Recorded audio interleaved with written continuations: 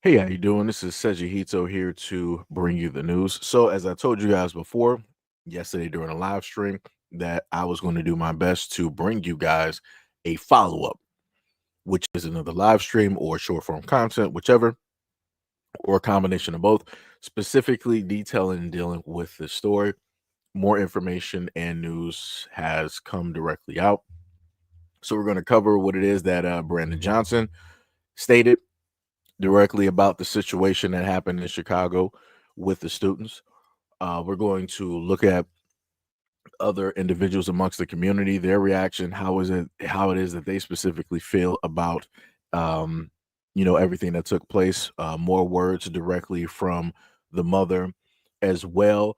And as you can clearly see directly in front of me, and this is something that I wanted to bring up before I'm moving on to the real topic.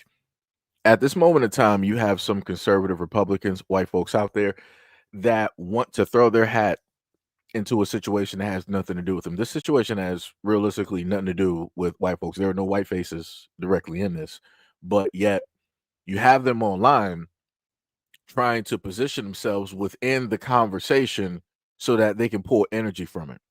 And the reason that this person's name is blocked directly out is because you ain't about to really get nothing, off of my way. If people happen to find them, and they want to have that conversation with them on this platform, then you can go out there and do that. But you're not going to do that by way of me, in a sense. So again, this is why a lot of names just so happen to be blocked out. But if you pay very close attention, it says that this person is a January 6er. So you shouldn't be shocked. You should not be surprised. And again, this is what I talk about a lot of times on this platform. When it is that black people are having a conversation, you have those out there that are not even a part of the conversation, nowhere in the frame working, and they decide that they still want to have an opinion. They still want to speak on, they still want to be around the topic and the energy, and there's no reason for you to even be here. Like I said, for a lot of white folks out here, mind your business. And like he wanted to try to position himself and say like, oh well, show other people this to let them know why it is that I don't want to sit up there and live in a black neighborhood. Well, I could say the same thing in reverse, because you got some of your greatest idols out there in white states, white neighborhoods, and people tend to lose their lives. That's wild, and there was not a black in sight, right, as you guys like to say. But for whatever reason, you guys don't want to keep talking about this situation, and how much that's a problem, and how it is that you should protect your people in your community from yourselves. Okay, you got it. Crazy work. Crazy work. All right. So, okay. So this video right here. Wait, hold on. Let me say something.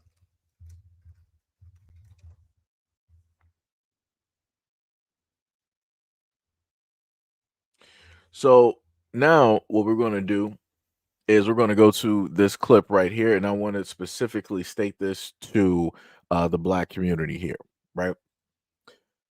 And more so specifically to any black women listening. This brother right here is Brother Tyrone Muhammad. I've talked about him throughout the years, a variety of times.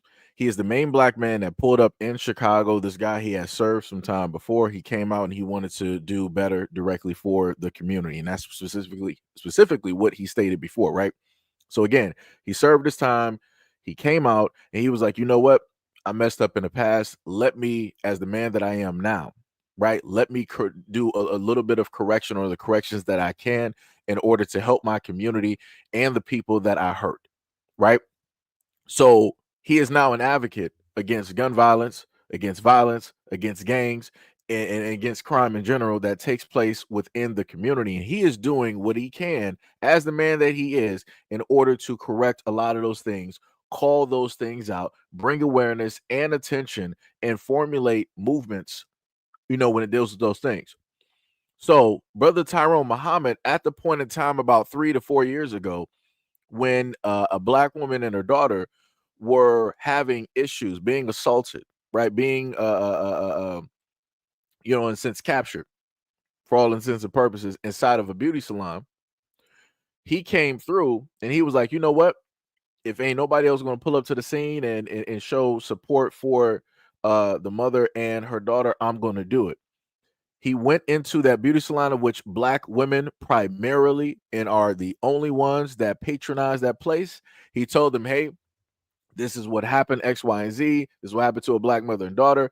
I'm here to basically send a message directly to the Asian salon owners here and everywhere else around Chicago that we're not going to stand for this. I, as a black man, I am not going to stand for this. So you black women here, you got until the count of 5 or the count of 10 to get out of here, because bricks and cinder blocks are going to start flying through these windows to send this message. The black women there sat up there and looked, basically scoffed, went back to getting their nails done. 5, 4, 3, 2, and he started sending bricks directly through the windows. And the black women there was, oh my God, I can't believe he's doing this. Like, what's wrong with him? Still trying to get their nails done. After a viral video was already shown to the world about how those Asian salon owners were treating the black mother and that daughter. So after that took place and happened, and it was recorded, Brother Tyrone made sure to sit up there and record it.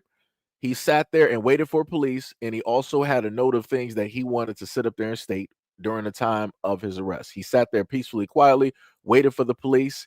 He gave his account of specifically what happened. He told the 100% honest truth. There was no lies directly within any of the statements that he made. And that man basically gave up his life and his freedom in order to send a point to the community, not only the Asian community, but also to the black community, that, hey, we got black men out here that will stand up and speak for black women, right? And we will sit up there and shut these things down. And kid you not, days after Brother Tyrone Muhammad was released from jail, you still saw black women trying to patronize and go up to that boarded nail salon. So I said all of this to basically state that you're going to see, in a sense, the exact same thing happen here, where Brother Tyrone is trying to speak to the women. He's trying to speak to the very same women, and he's going to end up getting resistance. So let's take a look. No, it's bigger than the school system. It's our community. I'm telling you, as black men. Private schools control their kids. Public schools should never control their kids. Sister, all I'm saying is, when you see a black man taking responsibility for the bullshit that's happening to our community, y'all gotta learn to stand down. Y'all gotta stop it. It ain't not a war between us. It's not a war. Let that go with that. Hey, what you doing? What you on? It's the way you can. It's the way you can. No, it ain't. No, it's not, sister. Yeah, everybody wrong. We dealing with you. But we here. We here. We here. They not here. We here with you. We here. We here. Who you fighting? Okay, then let me finish. I'm fighting for what's right, my brother. I'm a true white man, and I'm going to tell you. I'm going to fight for what's right. Them straight watched that lady get jumped on and they didn't do nothing. Because they know me. I'm done. I'm good. Y'all deal with her. Y'all deal with her.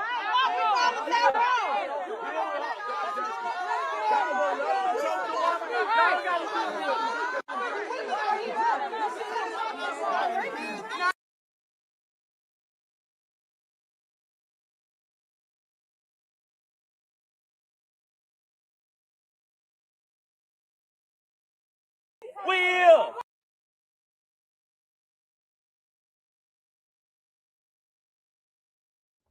Now, we were able to hear that, right?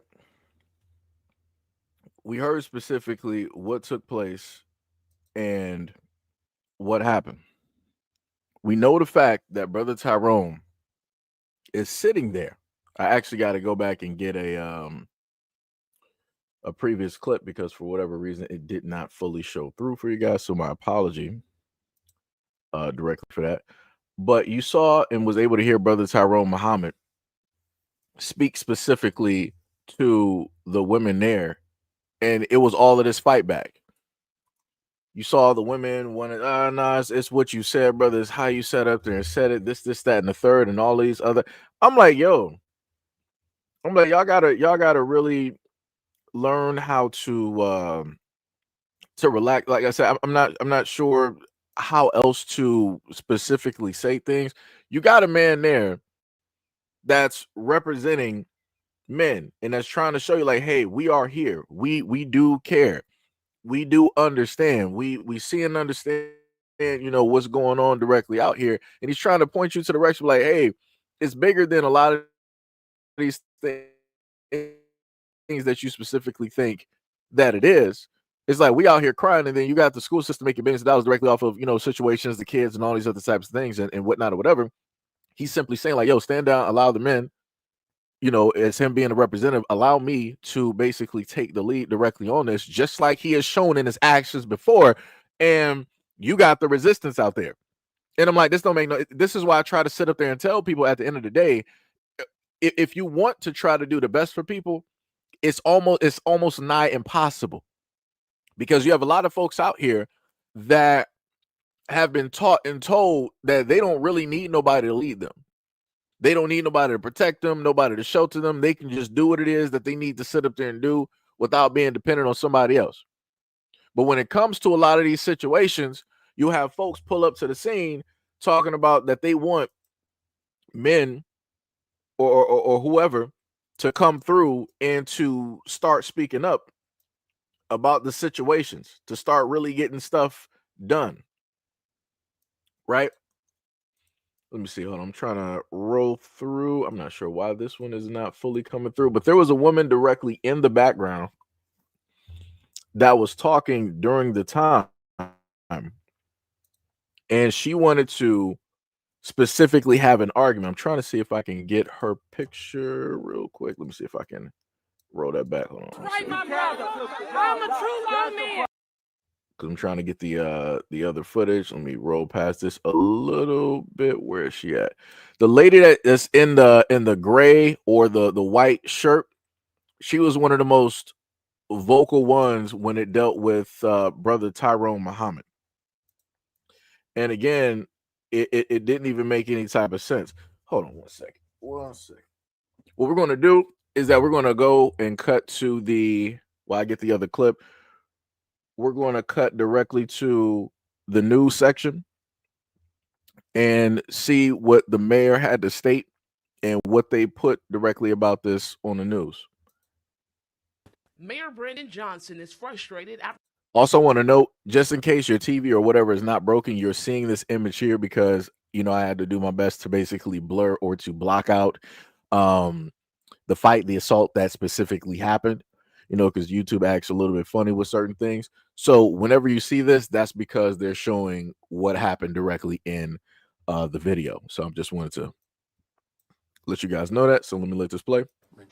Appalling. Mayor Brandon Johnson is frustrated after watching this viral social media video. It's caught the attention of those out of state. A Chicago mom, 33-year-old Corshonda Hatter, and her 2 children were attacked by students in the South Deering neighborhood near Orville Bright School. We want to make sure that those individuals who are involved in this brutal attack, that there's accountability. But there's also something very disturbing about children carrying out such a violent act.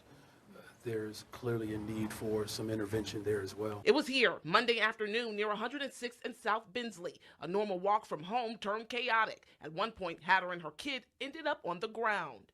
They were literally waiting the way we walk home just to jump all of us. So now we waiting.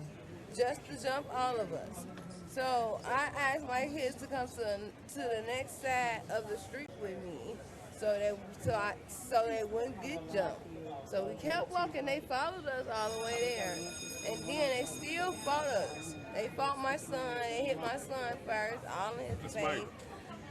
Then they dragged me in the grass and pulled my little baby hair. Hatter and relatives met with school administrators and city leaders Tuesday morning. CBS says they are working with city departments and agencies to provide support to Hatter and her children. But many parents and community members say bullying seems to be an ongoing issue in the community, and the help that's needed is crucial. It's been an ongoing thing in this community, and the parents don't take accountability for nothing their kids do. If my kids was out here being messy, I'm gonna come out here and I'm gonna let it be known. Bro, I wanted to come up here. That's my neighbor. A large group of parents and residents gathered outside the school Tuesday morning to support this mother, who accuses Chicago Public Schools of ignoring a pattern of alleged bullying by the students involved that expands beyond her own family.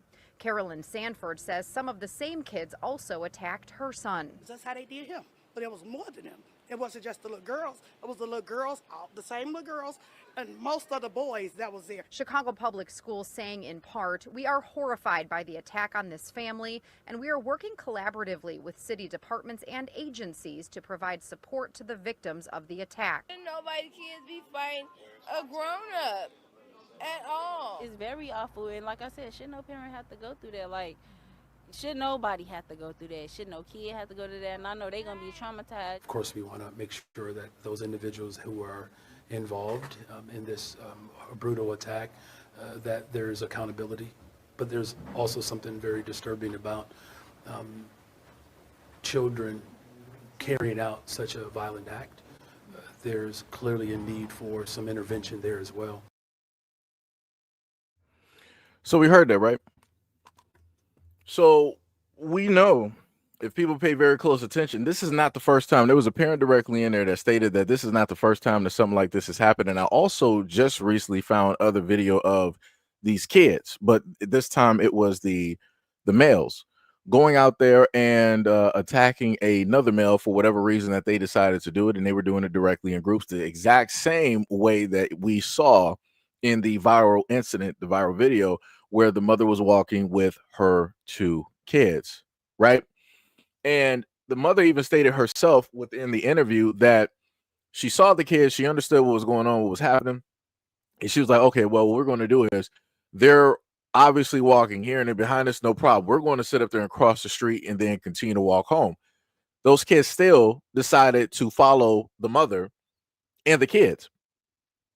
So again, they had a plan set out to do this. I'm not trying to hear the apologies, and we're going to get directly into a lot of those clips that I have of at least 1 to 2, in a sense, of those parents that decided that, oh, let me go on social media and let me start saying this and saying that.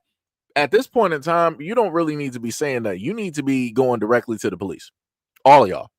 And I said this before, I'm not trying to hear apologies. I want prison sentences.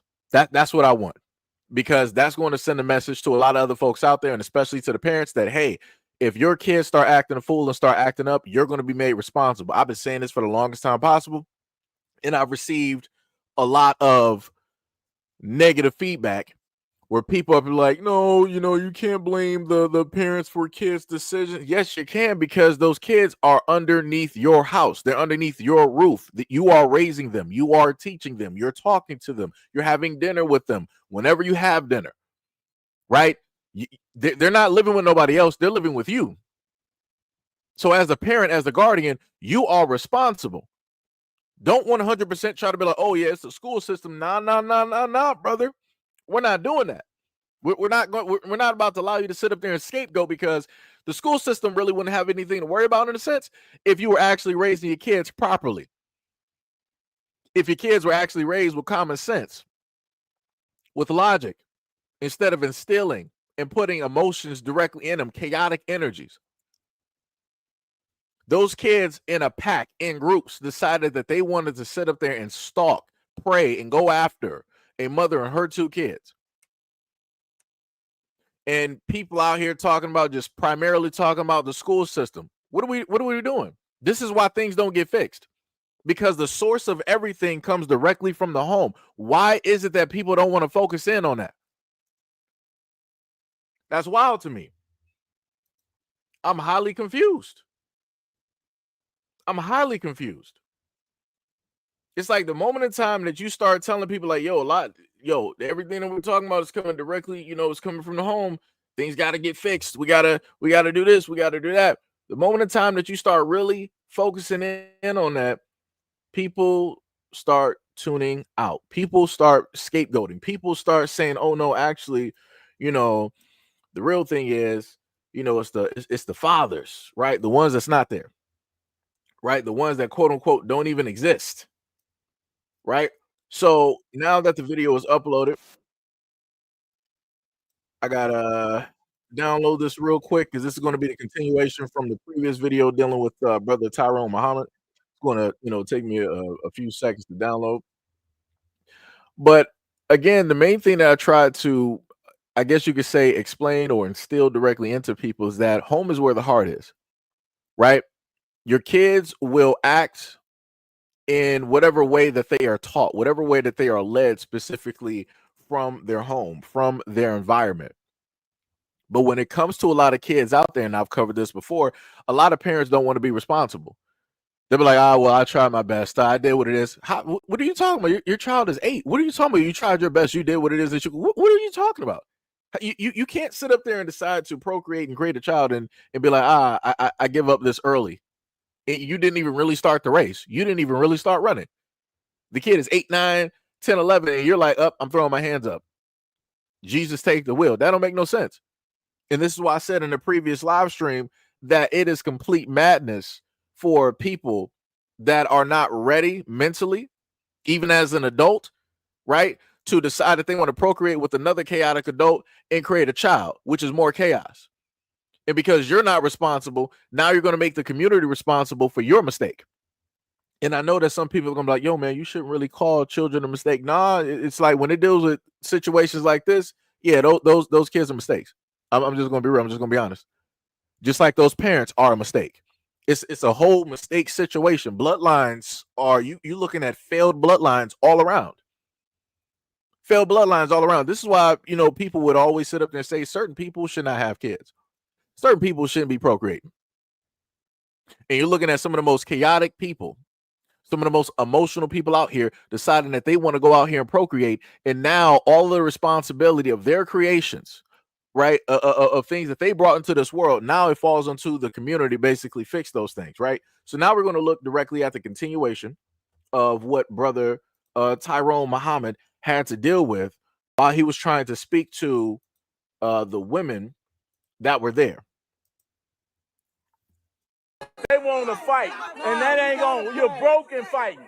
They getting billions of dollars to non-citizens while we out here crying. This ain't about no woman, ain't about no man. This ain't about no woman standing down or nothing. If we ain't out here fighting for these kids, who else? Half of these men on the corner drinking 40 ounces, grabbing their balls. But they want us to stand down when it happen. No, we gonna show up and show out. We gonna show up and show out. This ain't about no man or no woman standing down. That was the wrong words to use, brother. You supposed to be coming with a prayer. You talking about some women stand down. Hell no, we ain't standing down. Yeah, hell no, we ain't standing down. Y'all men want us to stand down. Y'all need to stand up. Where they fathers at? Go find their fathers and preach that shit to their fathers. Go find that shit and preach that shit to their fathers. There's a lot of black women out here struggling, raising these goddamn kids, and the fathers with the next raising the next kids. So this ain't about no, all the women gotta stand down, my put our foots on these necks. What's they? We got our whooped. We got our ass whooped, and I ain't never jumped on no elbow day in my life. You gotta whoop that ass. Y'all, these women scared to lose their low income. They scared to lose their food stamps. If your kids is bad, my mama put me in a hot grove, Jackson Park, and everything. You want to be out there with them GDs? Go ahead. I was big GD crazy. Still big GD crazy. But I bet you my kids ain't out here whooping on no motherfucking elder folks. I'll put my foot in their motherfucking neck. Them kids need that ass whooped. All of them boys, this is my best friend that just passed. All of them boys whooping on a grown lady. No, it's too many women out here. There ain't enough men out here. So us women, that little girl, it ain't enough men out here. It ain't enough men out here to say us women gotta stand down. That's crazy. This ain't about no man or woman thing. They was throwing bikes at my window. Yeah. They tore my backyard up. I was gonna go up there killing my husband, stop me. The same kids out there fed when they was hungry. The same kids out there fed when they was hungry. Trying to destroy my crib. Come on, let's say the prayer. Them kids need Jesus. But you know I'm still built to ass. That's right. We can pray. What's your name? We can play, First Lady. We can play, but this ain't about no men and women. Yeah, we all stand together. Right, you gotta take accountability for your goddamn kids. Exactly. So again, she started,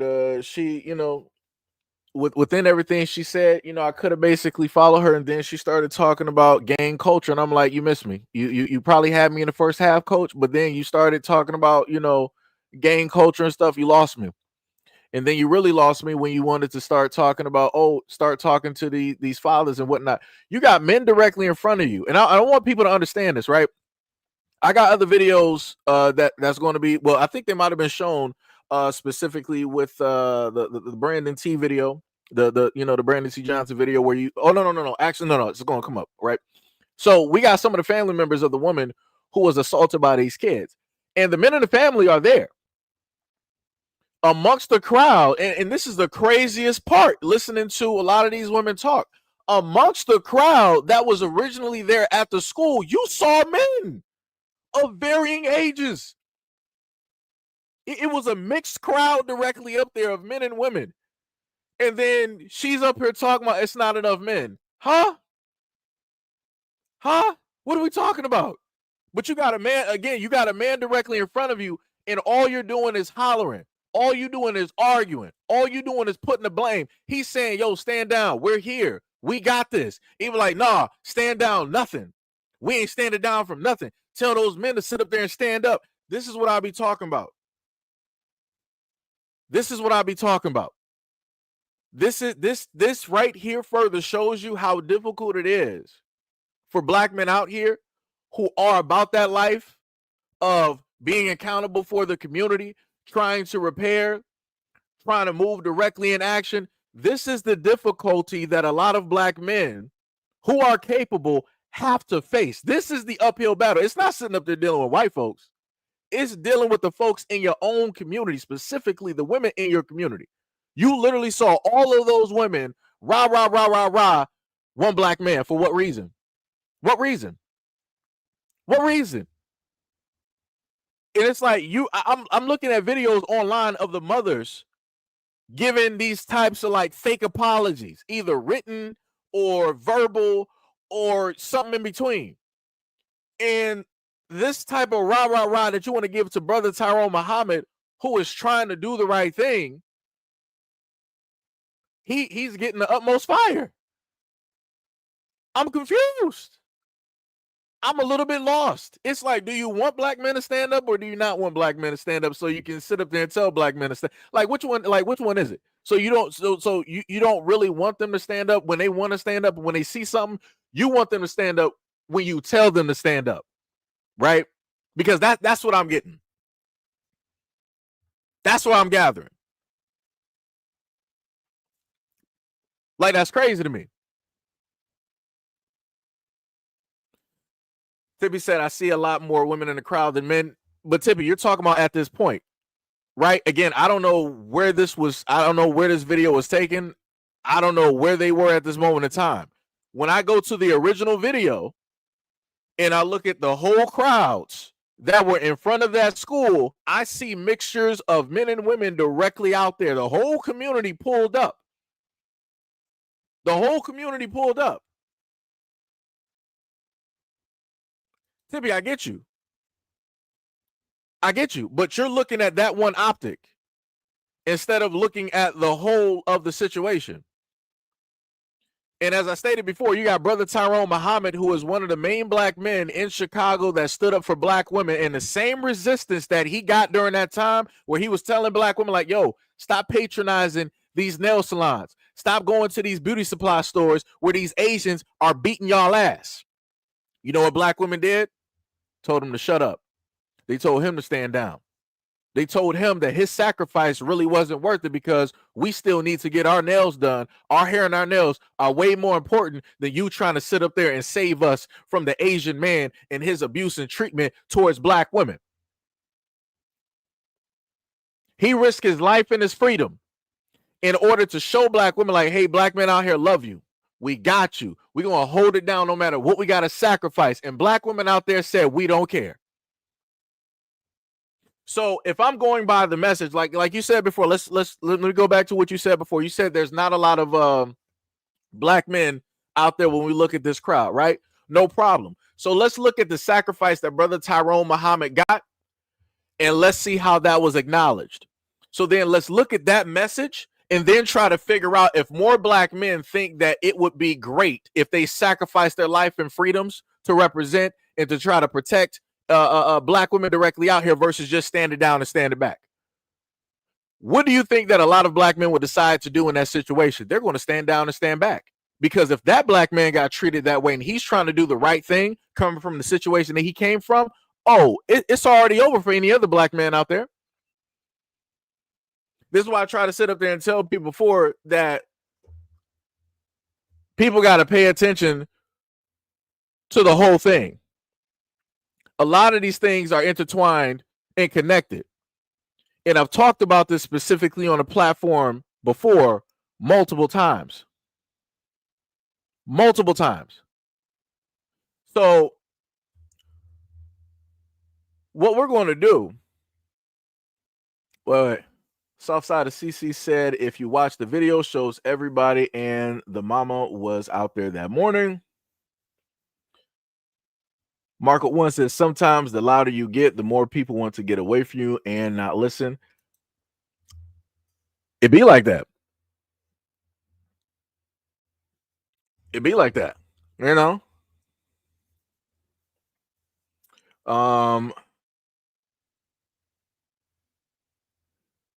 You said, yo, what is up? She does it. You said men in lead may not be their experiences. Gotcha. Wait, Gail said, Tev, thank you for the gift. Oh, I can't even specifically. Wait. Let me see it now. I got to go to the. Also, much love, respect, and appreciation to anybody who has donated on the live stream. My apologies, just in case I'm not able to see it because I'm looking through StreamYard at this moment in time. So again, my apologies. I actually got to go through. I think I got to look at the other angle. Yeah, shout out to Tev for the 2 jewels. Much love, respect, and appreciation. Much love, respect, and appreciation. Thank you. So again, my apologies for being late directly on that. I'm trying to catch up to the bottom of the comments. Chris T said it's not looking good for us. Family, consistent internal conflict, and combativeness. Yeah. Tibby said, I saw a man standing next to the mother in front of the school. He didn't speak at all. She looked tired of speaking. I think that was her husband. I'm not sure. I think I should have the video maybe of that somewhere directly in there. If not, I'll probably put that in a shorter formed content. But in a lot of these instances, again, people don't want to hear from men. We clearly saw Brother Tyrone Muhammad. In a lot of these instances, when it deals with situations where things are happening to black women, people don't really want to. People say that they want to hear from men, but they really don't want to hear from men, because the moment in time that men speak, if there's just one thing or one word that's a little bit out, everybody loses their minds. Because the main thing that the women here decided to stand directly on, it was like, you ain't telling us to stand down, aka you're not telling us what to do. We don't gotta listen to you. Who are you to think that you can tell us to stand down from anything? We are here. What are you going to do about it? You can't lead us. You can't force us. You can't make us. We're going to do what it is that we want to do. That's all they said. And they took that just off of the fact that he said stand down. That's offensive now? That a man that is of the community, that wants to look out for your safety and best interest like he did before, is trying to tell you to stand. This is why he walked away. This is why he's like, you know what? I throw my hands up. Y'all got it. Y'all deal with her. This is why, again, within the black community, you don't have a lot of black men that want to sit up there and lead. And a lot of people will sit up there and turn around and be like, well, Seiji, that just means that they're weak. They can't take the pressure. No, people don't feel like dealing with this type of foolishness. You got a plan. You got things in motion. You got money directly involved. You got people waiting to move, but they can't move because you got people like this directly in the way. Haven't y'all ever heard of the whole thing where people say that you got people out here that block their own blessings? Yeah, that's exactly what you're watching right now. You're watching these women out here block themselves from the protection of a black man and other black men directly out here. Because a lot of them feel that they're man enough, that they can do it on their own, that they can do it themselves. And that's, again, and I'm looking at the optics. I'm listening to all of the energy that these women are sitting up there giving. It's not no calm type of energy. They're not talking to this brother calm. They're not talking to this brother in a type of love. They're sitting up there being combative and argumentative like they're in a relationship with this dude. As if he sat up there is the one that sat up there and abandoned him and left him with the kids. Like I said, it's crazy out here. That's 100% nonsensical. Like I said, I would have walked away as well too. I'm like, dog, you got it. You got it. I'm not doing it. There's been times even in my own family where I've tried to sit up there and calm down disputes in between women in my family. And everybody now, instead of them arguing at themselves, now they want to argue with me. I'm like, y'all got it. Go out there and fight each other. Go. Keep sitting up there arguing. Keep calling each other out of your names. I throw my hands up. I'm leaving the house. You got it. I'm not doing this. I'm not doing it. So like I said, from my experience, I understand how it is that he feels. It's like you want to do the right thing, but you can't. Your hands are tied. And then just because your hands are tied and people know your hands are tied, you're still going to get blamed. And you're still going to have these women out here still sitting up here saying that black men ain't doing nothing. But yet you got their hands tied because you don't want them to actually do anything up until you tell them and you think that, okay, it's beneficial for you now to do something versus them acting as men when they see something.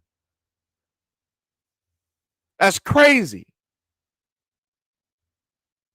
That's 100% crazy. And also onto the other aspect I want to talk about as well, too. There's a lot of women out here that sit up there and tell men that actually mean well. So let me put it to you like this. There's a lot of men in the black community right now that date women who have kids, right? Single mothers. Those, I'm talking about the good and decent ones. You have good and decent men that date women like this, and they're like, you know what? I see the errors directly within this. Let me, either discipline, let me have a conversation, right? Let me do this my way so that we can get this stuff straightened out. Far too many times you got black women out here that be like, yo, don't discipline my child. Don't touch my child. Don't talk to him that way.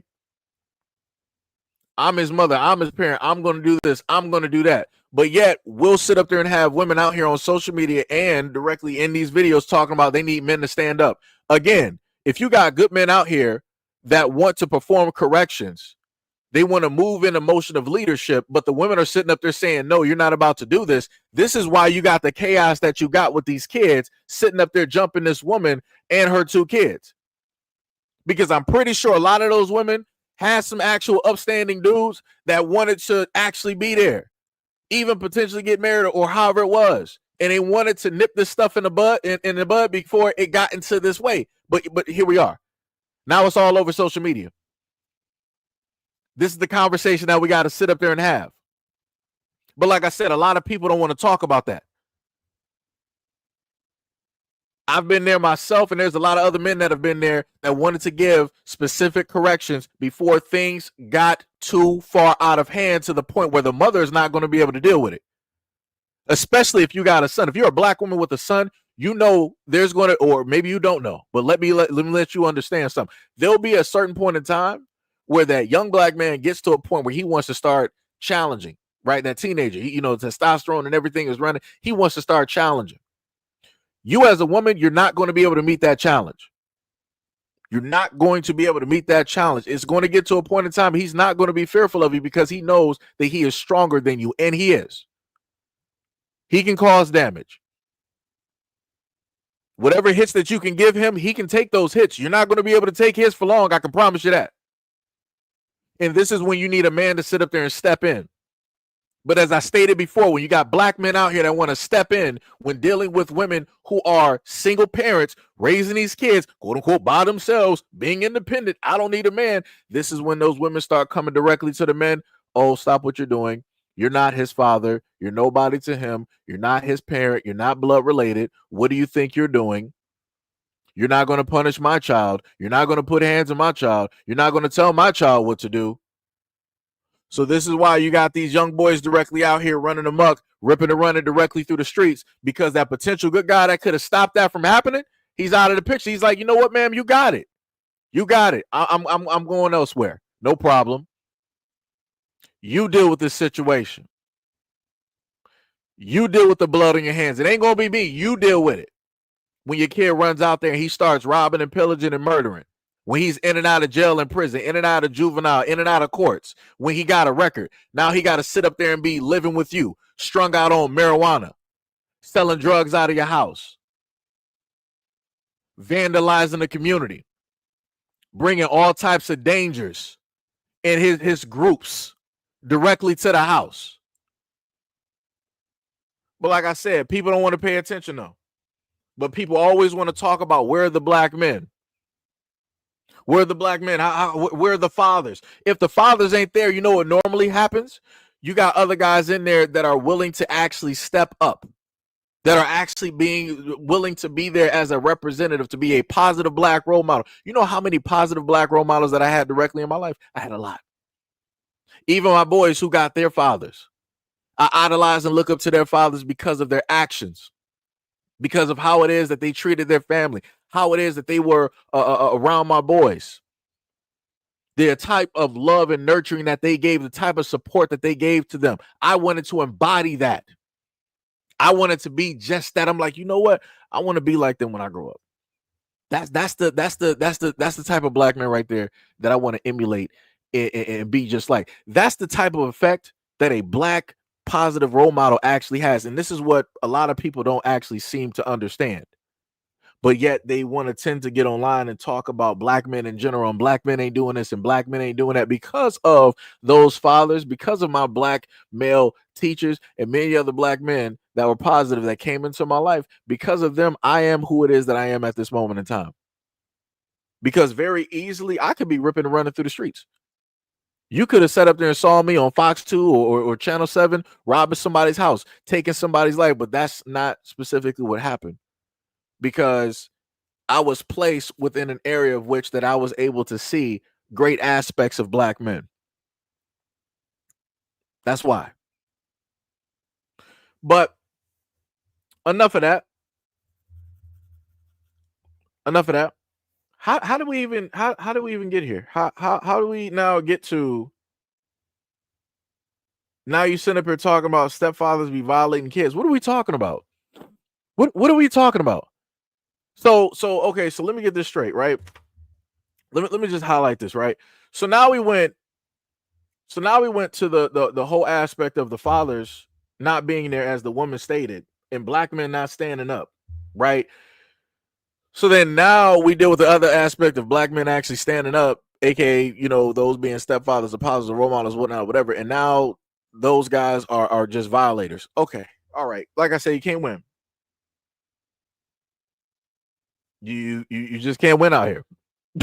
You just like you just can't win. It don't matter which way you go. Somehow it's going to be a negative when it deals with black men. It's crazy work out here. It's diabolical in nature. I kid you not. It's 100% crazy work out here. Whatever. Like I said before, just throw everything into a black hole and do not start over. Do not hit a restart button. Just throw everything away. Just throw everything away. That's the point that I'm at this moment in time. That's where I'm at this moment. Just throw everything away. There's no reason to rebuild. There's no reason. I'm talking about humanity as a whole. Just throw it all away. Throw it all away. Just do not restart. Do not recreate. Just bring back the dinosaurs. Go back to the Cretaceous period. Just have all of that. Don't have human beings here at all. Jesus Christ. This is just, I can't. All right, whatever.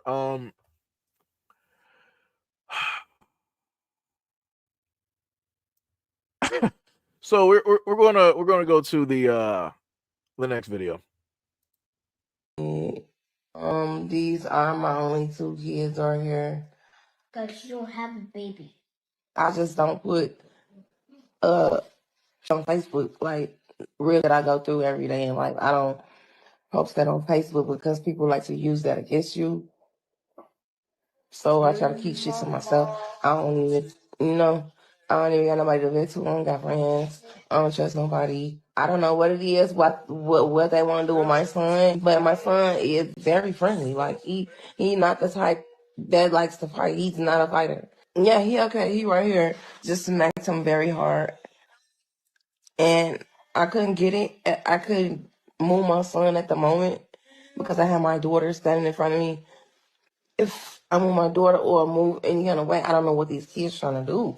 Video circulating out on Facebook, and in this video it showed a group of students violently attacking a pregnant mother and her 2 children allegedly. I haven't seen the video, but there are people here protesting today, and they want these kids to be held accountable, and their parents. They want their parents and the children to be held accountable for this.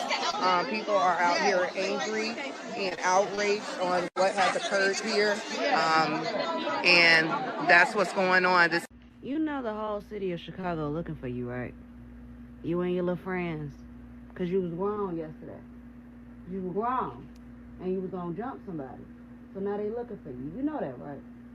You know I'm not helping you, right? Right. So we saw those videos, and one of the main things I want to point directly back to is you see this woman here. And it said waking up as parents to one of them bad kids in Chicago. To her, this is a joke.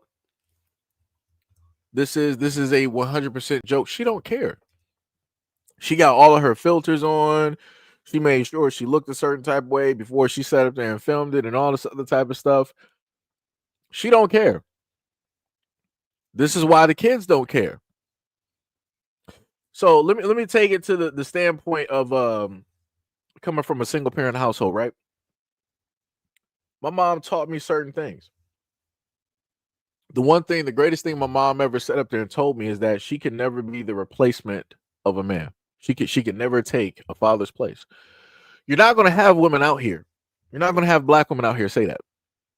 You're not going to have black women out here sit up there and say that they can't do the masculinity. They can't be the man. They can't be the father. Nope. You're not going to have it. There's a lot of black women out here that celebrate Father's Day. There's a lot of black women out here that will sit up there and say that they are more masculine than any guy directly out here. And I'm like, wow. I'm like, this is something to be proud of. This is wild. This is crazy. And to record this and to think that, this is great and you're going to put it up on social media, and then to have other ones out here deciding that they want to co-sign this is nonsensical. Again, this is why I stated, because of, by the way, I use my mother as a ruler, by how it is that she is still to this day. And I look at that, and I look at the other women out here. And this is why I speak the way that I speak.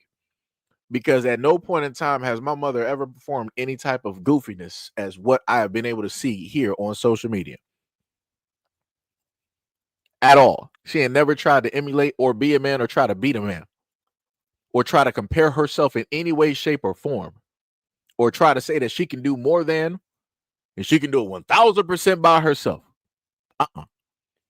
She ain't never been that person. And she always sat up there and taught me that whenever you happen to do something bad, there's going to be consequences. And you're going to have to pay for those consequences, no matter what it is. And I made sure not to do that. Out of the love and respect that I have for my mom, I made sure every single day that I walked out of the house, that whatever she taught me, whatever she instilled in me, that I'm walking with that, not just by words, but also by action. And I did that continuously.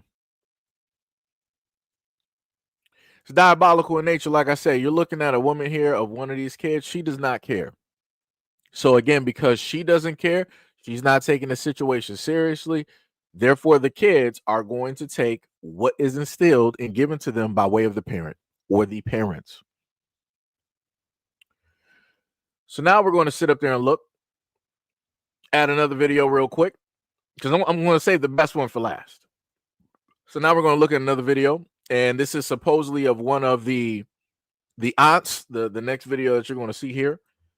This woman is supposedly one of the aunts of one of the kids, and I had to worked very hard. This is why, it took me a while.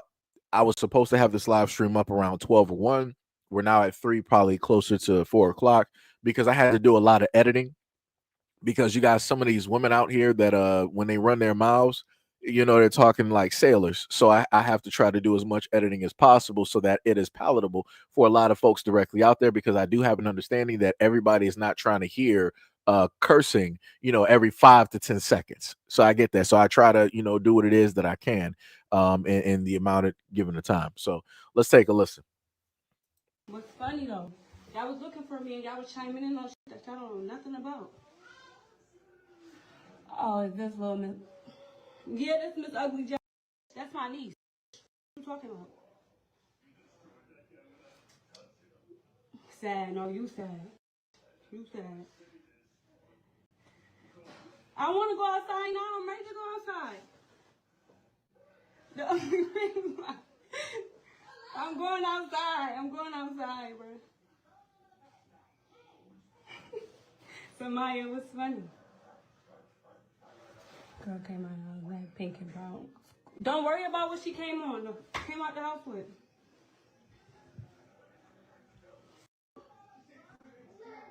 Got crunched out there. You worried about the wrong shit.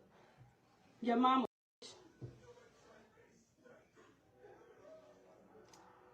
They couldn't wait. They couldn't wait. Couldn't wait. Like, y'all found me all the way on TikTok.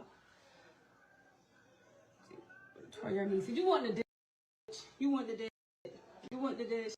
You want the dish. Where's Miss Little Flamingo? She's not too far. Go outside. I'm ready for outside.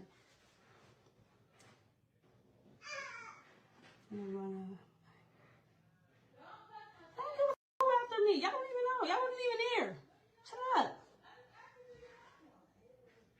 I don't think nothing cute. Y'all bother me. Y'all follow me all the way on TikTok. What the f***? They trolling. Man, they funny. I don't give a Motherfuckers only be sorry when they get caught. So I had a person basically say that I'm going off on the deep end as usual. And the nicest way that I can basically respond to this is that I'll sit up there and state this, right? Because I get this from both sides, right? I had a supposedly a black man or whoever pull up to the scene under one of my other videos and call me weak because I was critiquing black women. I was bringing up things that should be brought directly up. And I was talking about these things as they should be talked about, right? And I got called weak directly for that. And now you come directly here when it deals with this situation. He's saying that I'm going off on the deep end. So for the women here, right, that feel like I'm going way too far, as a woman, tell me how it is that I should be moving as a man. Tell me how it is that I should be talking. Because it seems as though that a lot of y'all out here know more about being men than me, and know how it is that I should basically move, talk, act, and look at situations and look at different points of views. Let me know, educate me, since you know more about this than I do. Because it seems as though that no matter what angle that I sit up there and come at this with, it don't matter. Even and the funny part is, when I go off on black men, and I've done this on a variety of live streams, people have been there directly for it. I'm going on for about 2 to 3 hours, even having arguments with black dudes in the comment section, telling them off and everything. And I never get somebody like Dorothy telling me that I'm going off on the deep end as usual when I'm going off on black men. Why is that? When I'm going off on black men, when I'm going off of the young men and the young boys who are criminals, in and out of prison, juvenile hall, who are taking the lives of black women, children, elders, and everything like that. When I'm going off directly on them, why do I never see none of y'all pulling up to the scene telling me that I'm going off on the deep end? Why is that?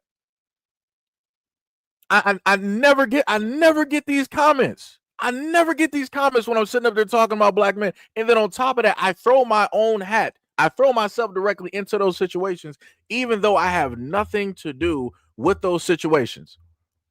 And I never hear y'all say nothing. But the moment in time that I start talking about these young black girls out here, these black teenagers out here, these black female teenagers out here, these young females out here, these grown women out here, that's the moment in time that y'all start magically talking. I showed you a video where you got supposedly one of the aunts. Let me just roll that back. This bird was sitting up here laughing on stream, not caring. And she knows what the situation is, and she don't care. She don't have no sympathy or no empathy, but I'm the one that's wrong though, right? I'm going off on the deep end. Right? I'm the one that's weak because I'm sitting up there critiquing this, right? Like, this is crazy.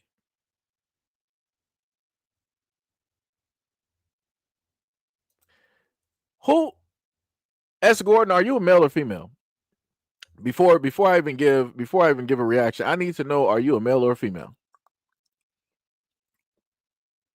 Because let me let y'all know, my patience is pretty thin at this moment in time, and I am doing my best to talk very cordially to a lot of folks here at this moment in time, because I was already pissed about this video 24 hours ago.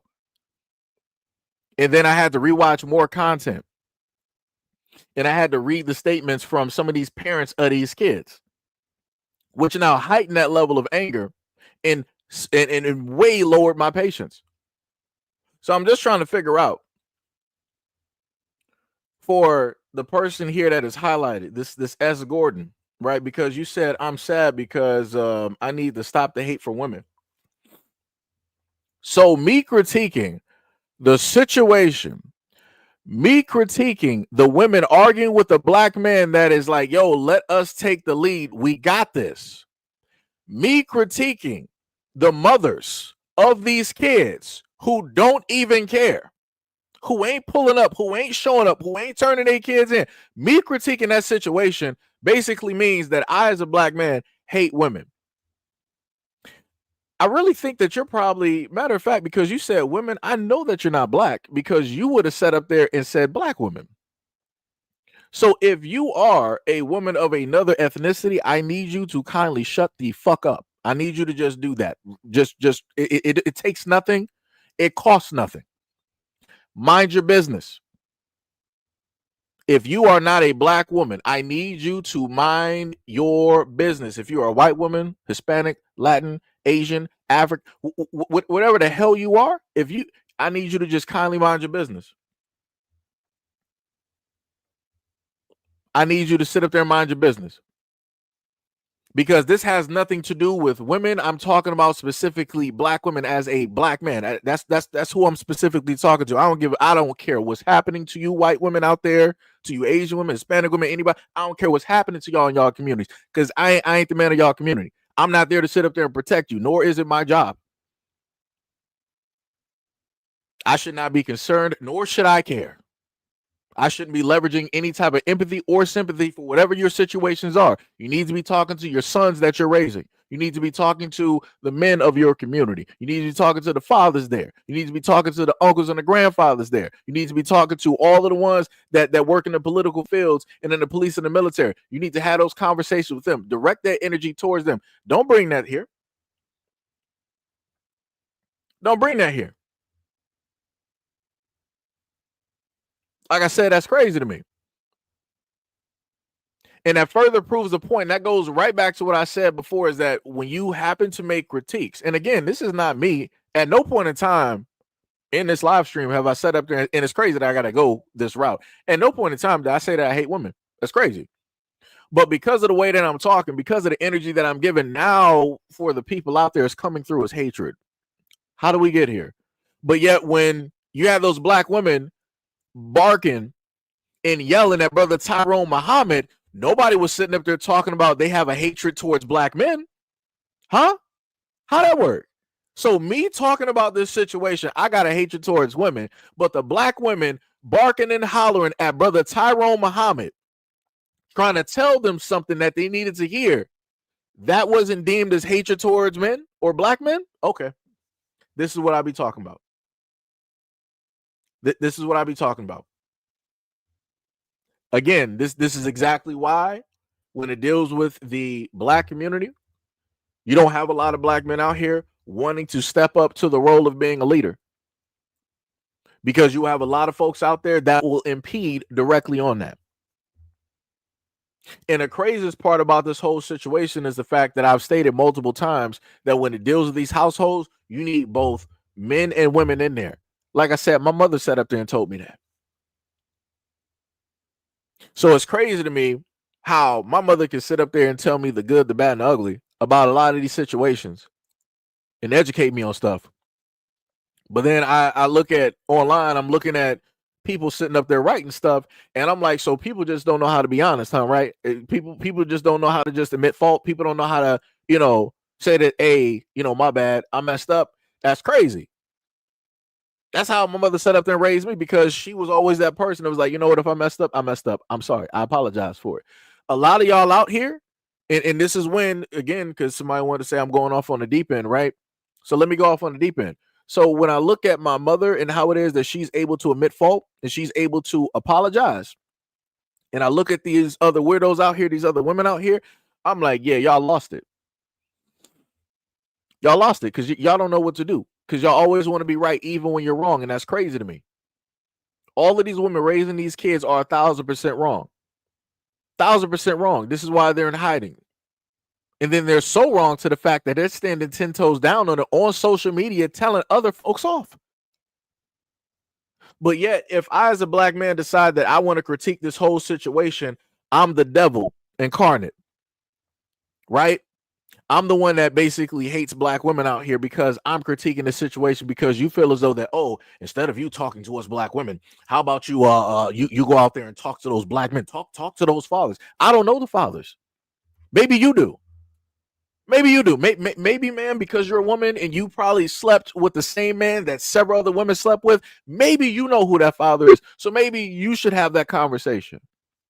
Or maybe you should make sure not to procreate as a chaotic person that you are. Maybe you should make sure not to, procreate with another chaotic person, bringing more chaos into life.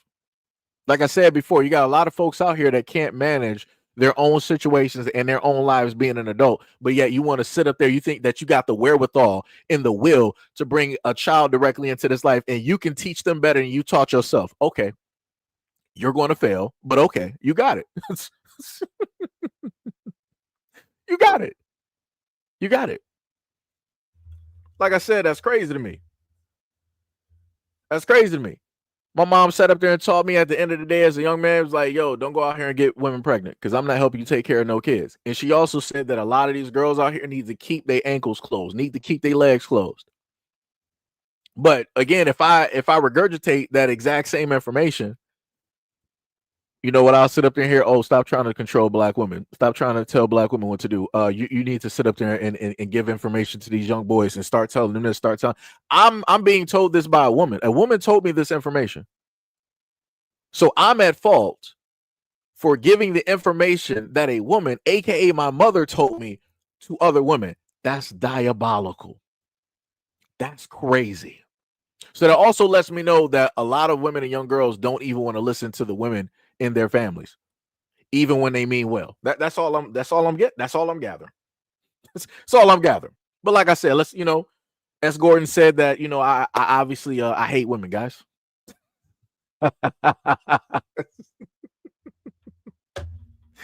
Oh man, somebody always got to sit up there and say that I hate something in order to feel good. I guess so. Like I said, whatever nightmare you need me to be, whatever criminal you need me to be, whatever villain you need me to be, I will always be here. So come back. Whatever profiles that you got to make, if one of my moderators banned you, come right back.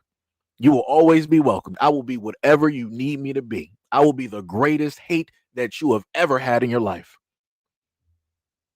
because that's what you want and that's what you see, right?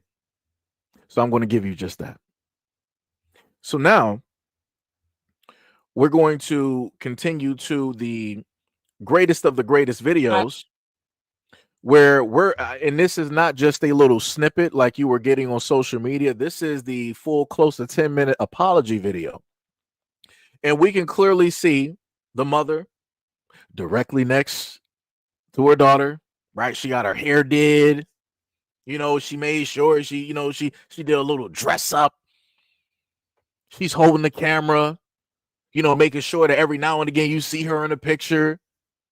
And I want people to pay attention within the first 10 to 20 seconds you're going to notice during the apology that the young girl, she and like I told y'all before and showed y'all on a previous live stream, this girl that I said that was bigger than the mom that was attacked, this was the girl that initiated that fight, that initiated that swing.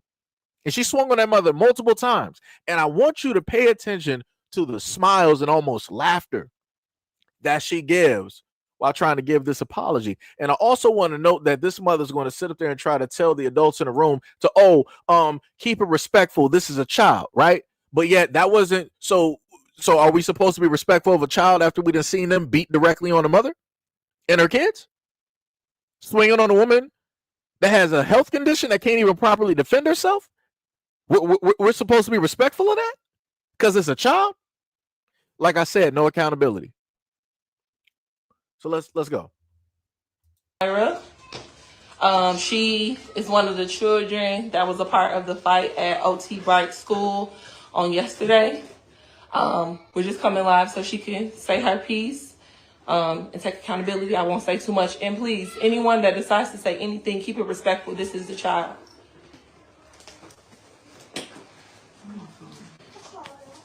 Hey, my name is Kamira Grant, and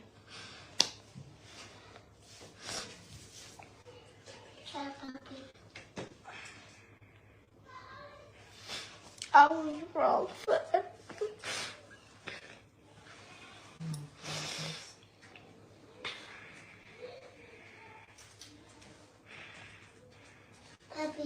It's okay, Kamira. For everything that I did. And I was just being a follower, following everybody who don't even got nothing that I got. And I apologize for everything because I wouldn't want to be in that situation. And I feel bad because it's okay. I gotta go through so much. But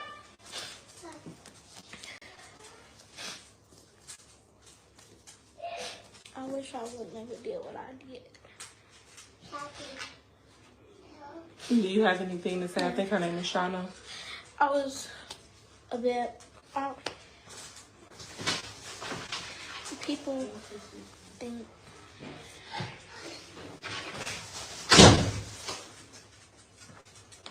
Oh, puppy.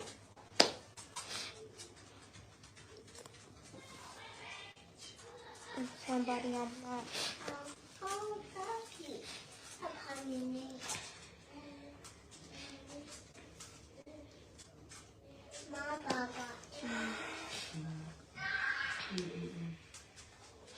Happy. Are you? I'm a different person than that. Happy. I think everybody, we've all seen the video. Everybody's been sharing it. The public outcry is definitely there. And we're all on the same accord that it was, we want, I think more so than anything, we want everybody to understand that this is a child. All of them children that was in that video was children. Some of them, not all of them, may have families, but this baby here, she has a family that So, let me cares, that loves her, that has held her accountable. She understands what is going on, and I don't expect her to speak. So this is my problem, right? She said that she has a family. She was also trying to console her. She was like, "It's okay." What is it? What are you talking about? It's okay. Ain't nothing okay. We watched the video of your daughter, your big daughter, swinging directly on a woman that has a health issue. She didn't want to try to swing on a woman that she knows could have laid her out. Nah. She wasn't trying to do that. She swung with somebody that she knows she could take full-fledged advantage of.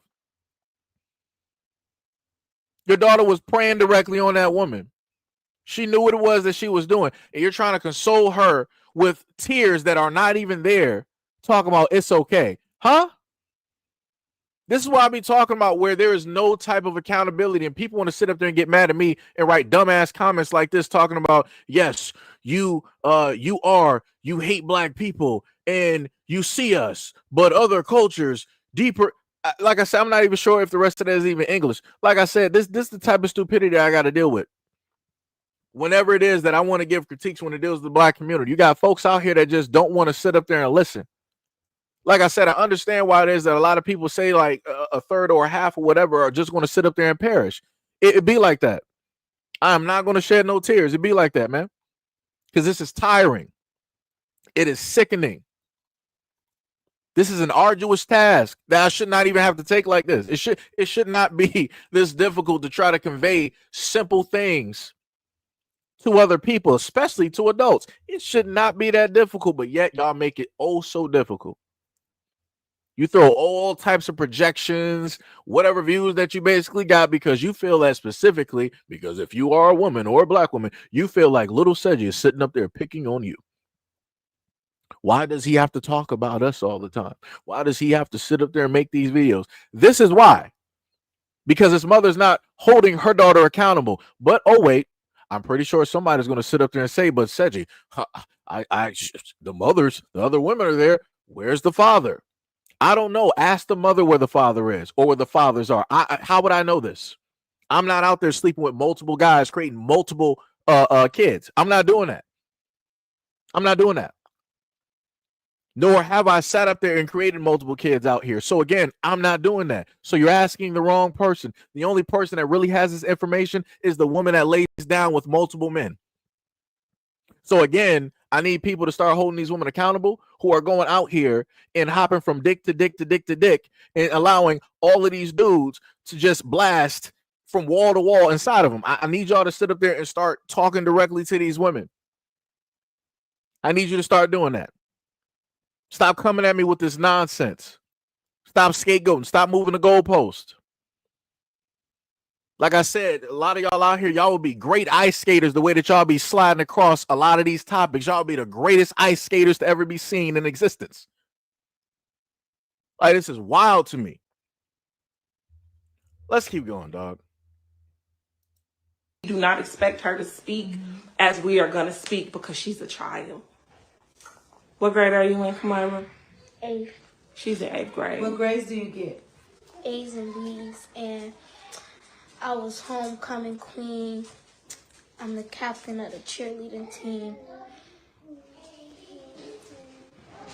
And you know that? And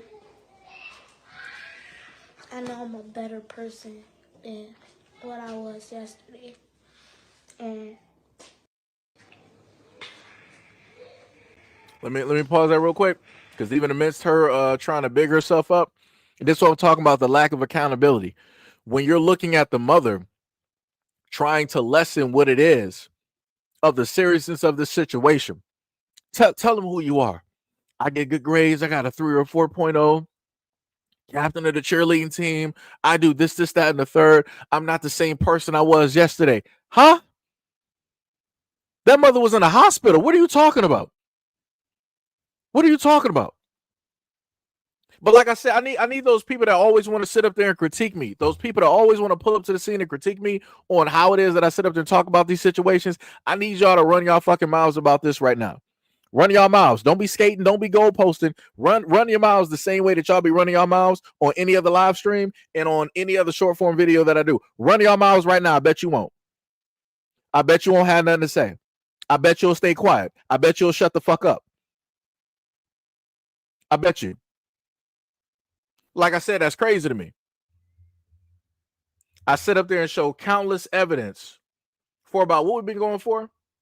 I don't even know. About for an hour and 13 minutes. Countless evidence of the fakery, of the illogical, of the nonsensical, of the foolishness, of the mass emotions that are directly out there. And I'm the one that's wrong. I hate women, hate black women, hate black people. What else somebody got? What else? What else? What else? What else do you got? You gonna say I'm white on the inside? You gonna call me Oreo? What else do you got? What else? Because I like, you know, like I said, it's incredible to me that when people don't like the face of what's being shown, they want to start throwing all of these names instead of actually, attacking the problem, the real problem, and coming up with a solution. Because all of the people that want to sit up there and talk about me and talk about my critiques, they don't never come through with a solution. That's why I keep trying to tell a lot of folks here. A lot of y'all want to run y'all mouths about how it is that I speak, but y'all never talk about a goddamn solution at all. I've simply stated a multitude of times for a lot of y'all black folks out there, both men and women, yo, some of y'all just don't need to be near each other at all because y'all just full of hatred and chaos, and that's directly for both parties. A lot of y'all are failures. There's no other way to sit up there and tell you. God is not going to tell you. Jesus is not going to tell you. Satan is not going to tell you. Nobody in religion is going to tell you. The people that you vote for is not going to sit up there and tell you. Your own kids are probably not going to tell you, but a lot of y'all black folks out here, both men and women, y'all are failures. You've not only failed your kids, but you failed yourself. But yet you still decide within every single thing, I got one more left in me, coach. Let me create some more kids. Good job. Good job. And then y'all come directly here and y'all want to start sitting up there critiquing me when I've tried to talk about these situations and try to give solutions. Well, I'm trying to tell black people, like, hey, y'all need to sit up there and start going to therapy. Y'all need to, really start being around each other. Y'all gotta, really drop a lot of this nonsense and part ways with that so that we can come together and fix these situations. Like I said, none of y'all niggas pull up to those situations in those videos when I happen to highlight and talk about this, but y'all really are so dead set on, and I'm talking about for both black men and black women, y'all really so dead set to pull up to the scene when I'm on these videos. And y'all really want to bolster. Y'all really want to poke y'all chest out and try to, prove how much more of whatever it is that you are versus me. That's some crazy work. But I'm talking about togetherness, and I'm talking about black women and black men coming together and being like a family. Don't matter if you're married, engaged, boyfriend or girlfriend, whatever it is, as long as you are a family and raising that kid and giving them the love and nurturing, y'all never have nothing to say. And those also be some of the most low viewed live streams and videos that I do. So realistically, for a lot of you fakes out there, and I have to call you fakes, how much do you actually really care about the situation? About black men and black women actually coming together and formulating something for the positive? Realistically, you don't. You just get online every single day because you cannot face what it is that you go through in everyday reality. It could be your family, it could be your boss, it could be a relationship, it could be your kids, it could just be the failure that you see within yourself every single time you look at your face. And because you can't sit up there and deal with that, that leads you back to me. And here we are. That's some crazy work. Y'all really don't care. Y'all just want to complain just to complain. Like I said before, Brother Tyrone Muhammad gave a solution to black women when it dealt with the Asians in the nail shops and the beauty supply stores. Black women still decided not to listen. And the same man that sacrificed his freedom in his life showed up again to black women. I don't know if he's going to show up a third time. To the black women out there, I'm not sure if he's going to show up a third time. If he does, hey, brother, he is better than me. He is better than me. Because I'm going to tell you right now that a lot of men are not going to sit up there and give you a third shot. Especially when it deals with them risking their life and their freedom. They're not going to give it a third shot. You'll be like, yo, you on your own. I did everything that I could do. I'm not going to the furthest extent because I understand where you are and how far you're not willing to go. I'm not going to go there. So at the end of the day, all I'm sitting up there saying is that you got a lot of folks out there. You can't save people from themselves. And I'm looking at a lot of these women who are raising these kids. There's not a man out here who can sit up there and save them. Jesus can't save them. And a lot of them sit up there and they swear that they believe in God and they believe in Jesus and they go to church. Jesus still ain't save y'all. So I know that any of these black men out here that would love to, that want to, that have the ability to, I know they couldn't do it. If God and Jesus can't do it, it's impossible for them to do it as a man. They can't do it. But yet, somehow, some way, black men are still going to get blamed. Let's continue. It's okay, for everything that I did. And I was just being a follower, following everybody who don't even got nothing that I got. And I apologize for everything because I wouldn't want to be in that situation. And I feel bad because It's okay. I gotta go through so much. Like,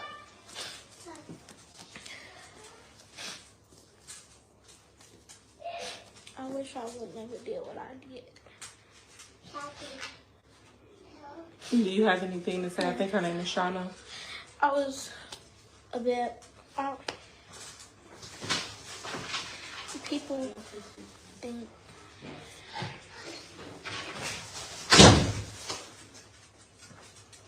Oh, puppy.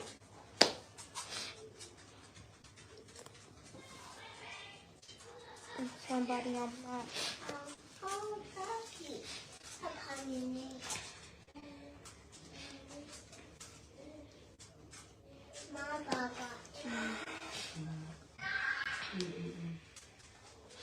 Happy. That's you. I'm a different person than that. Happy. I think everybody, we've all seen the video. Everybody's been sharing it. The public outcry is definitely there. And we're all on the same accord that it was, we want, I think more so than anything, we want everybody to understand that this is a child. All of them children that was in that video was children. Some of them, not all of them, may have families, but this baby here, she has a family that cares, that loves her, that has held her accountable. She understands what is going on, and I don't expect her to speak. We do not expect her to speak as we are going to speak because she's a child. What grade are you in, Kamira? 8th. She's in 8th grade. What grades do you get? A's and B's, and I was homecoming queen. I'm the captain of the cheerleading team. And you know that. And I know I'm a better person than what I was yesterday. And I can make a difference. And you will make a difference, right? I will make a difference. Still smiling. Okay. So whoever laughing, whatever that's about, I want y'all to know that this baby, as well as all the other babies that's in that video, are very much our future. So if we laughing at them, we laughing at ourselves. So we want to make sure that we check that and that we be present, and that those people that are not on the ground, those people that are scared of our young kids, that we get out here and we touch them, that we let them know that we here, that we got something to say, that we care about them, that they have more resources than they know, and that we are available to them. And know that it takes a village. It takes a village to raise all these kids. Okay, let me stop right there. You wouldn't need a village if you just would not be out here having unprotected relations with continuous men. I'm sorry. Let me go back off on the deep end again. I should have prefaced that by saying I'm going off on the deep end again. Because I throughout my life I've talked to both guys and I've talked to girls, women, whatever. And I've specifically told both sections that, yo, for the guys, like, hey, yo, if you're gonna do something, wrap it up, right? But if you're gonna do something, like, don't be out here getting women pregnant, right? I've had these conversations. I made videos directly about this, right? And I don't really get pushback from guys. When I happen to make these videos and I had these conversations, guys having to understand, it was like, yeah, you're right. I shouldn't be. That's irresponsible. You know, that's dumb on my part. I got guys that can sit up there and actually have those conversations. I have yet to sit up there and meet a woman that sit up there and say the exact same thing as guys. Like, yo, I messed up. That was dumb on my part. I really shouldn't have done. Nah. The conversation always is like, yo, it's the man's fault. Word? Brother, you're basically a treasure chest. you are the only person that knows the combination to that lock. So if multiple keys come directly to that lock, that don't mean that multiple keys are going to be opening that lock unless you allow those multiple keys to open that lock. So what I'm saying is, at the end of the day, you are in control as a woman. You're autonomous. You're in control of your own body. You're in control of whatever petri dish that you got inside of your walls, and that gets, layered with all types of DNA. You're in control of that. Just like you know specifically who the father of each and every one of these kids is. No man can sit up there and tell you, oh yeah, I'm this, nah, brother. And then you want to turn around and sit up there and make these same videos saying the same thing, talking about it takes a village to raise these kids. Nah, stop having these kids. Stop doing this.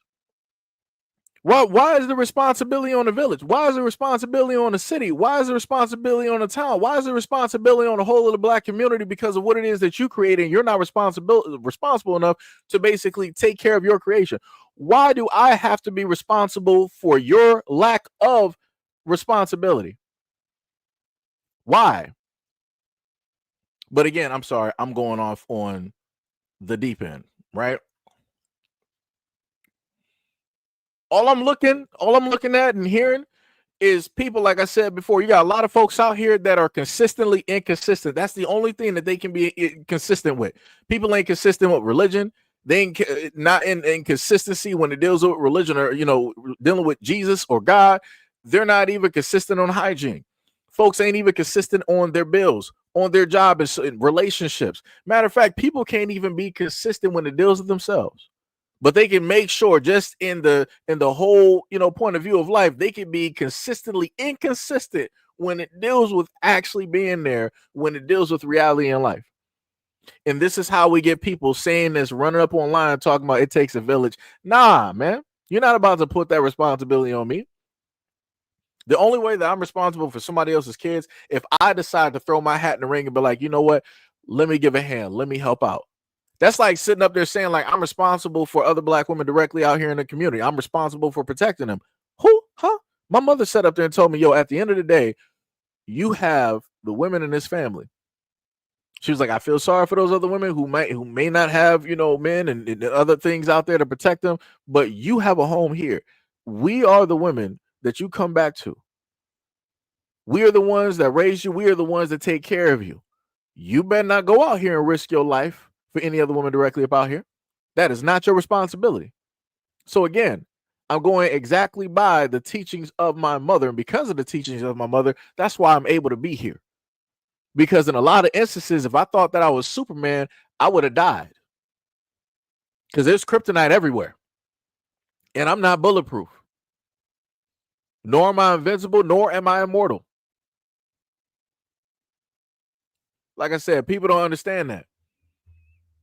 But they want to get mad when you're not specifically on the whole thing of like, defending and doing this and doing that and all this. Man, I don't got no time for that, man. Like I said, I've done this for way too long and I've critiqued both sides. I don't care if you're male or female, female or male. I don't care if you're a bitch or a nigga or a bitch. It don't matter. Don't matter. Does not matter. For me, I use it indiscriminately. Man, woman, woman, man. That's basically where I'm at this moment in time. It don't matter. But it be like that, though. It be like that. Let's continue. This is not just one person's fight. This all, and I want you to know, Kamara, this is not all on you. You taking your responsibility of the role that you played in this. And she know the role that she played in this. And I want y'all to know that this is not the kid that she is, nor will she let the internet turn her into a kid that y'all gonna try to say she is. So we are cooperating with investigation or whatever needs to happen will happen. And I think we had a pretty honest conversation today, right? Yeah. And you understand, like, it's okay to be smart. You're smart. You get A's and B's. You the captain of the cheerleading team. You was homecoming queen. You don't have to be bad just because you think it's cool. You don't have to do what other people do. Right? This don't define you. You are wrong. But this is not your end all be all. You can come back from this. And you will come back from this. You will come back from this. And everybody, like, give these parents and these kids, like. Somebody said, where's the father at? Go ask the women. Go ask the women. Go ask the women. Because I'm looking at 3 women here that sit up there and say that they love and care about this girl, but where were they at before this instance happened? Where was all of this love and support? Where was all of this respect and value that you're trying to deliver at this moment, which is the wrong time to do this? Where was all of this before it got this far? That's the main thing that I keep trying to tell people. That's the main thing that I keep trying to convey. Like, I'm not trying to hear people talking about, oh, you know, we women, we love all girls and women directly out here. We support. Where was all of that support before these bad things happened? Where was all that upliftment? Like I said, during this moment in time right now, you want to act like you treating her like she's the victim. You're like, tell them who you are. Tell them the grades that you make. Tell them the leadership roles that you had in and what it is that you're going to be, your dreams and your aspirations. Let them know that you're not the same person that you were yesterday. Where was all of this before she got out of control? Where was that at? Where was that at? Like I said, where's all the people that normally be talking about some black girl magic? Where are those people at? Because I need y'all directly to the front and center at this moment in time, because I don't really see y'all talking. There used to be a point in time, you know, you used to always see like women, you know, dropping this and saying this online, TikTok videos, Facebook videos, IG videos, whatever it is. You would always sit up there and see this. Now, all of a sudden, nobody want to start talking about black girl magic. Nobody want to start talking about black women. We did this. Black women, we in here. Nobody want to pedestalize this type of nonsense here, though. Everything else, though, is completely cool and fine, right? But now, magically, you know, nobody has nothing to say. That's some crazy work. Some diabolical work. Let's give the kids a little grace. Let's get to the bottom of this. This is an issue in our community. This is why the term a village, it takes a village. It's a lot for a parent. I'm not a parent, but it's a lot for a parent. Like, let's let these kids take accountability, but let's not dog these kids. These are kids. And let's make sure that we explain it to these kids why it's wrong. So you got kids out there making grown adult decisions, but we're still going to sit up there and call them kids? What if those kids would have ended up causing enough harm and damage to that woman that already had a health condition where she lost her life? Are you going to sit up there and say that they shouldn't be tried as adults because they kids? They made a mistake? How far are we going to take they're just kids? Because I didn't cover a lot of videos directly out there, and there was another video from Chicago. If y'all been here long enough, there was a mother where her son, I think he lost his life, because a guy noticed that the son was, you know, robbing cars and whatnot, or whatever. So a shootout happened. You know, the son lost his life or whatever it was, or however it happened. And the mother was up there talking about her son was the man of the house. He was the one that she depended on. I'm like, he's 12 or 13. What are you talking about? He's the man of the house. Come again? What are we talking about here? Shouldn't the man of the house be the ones that you are sleeping with? The ones that you are creating these kids with? Why would it be your 12 to 13-year-old son who is out here at 2 to 3 o'clock in the morning trying to steal somebody's car? And he plays stupid games, won stupid prizes.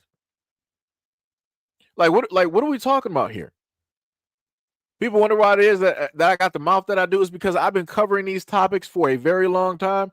And it's like, in general, a lot of y'all just really don't care.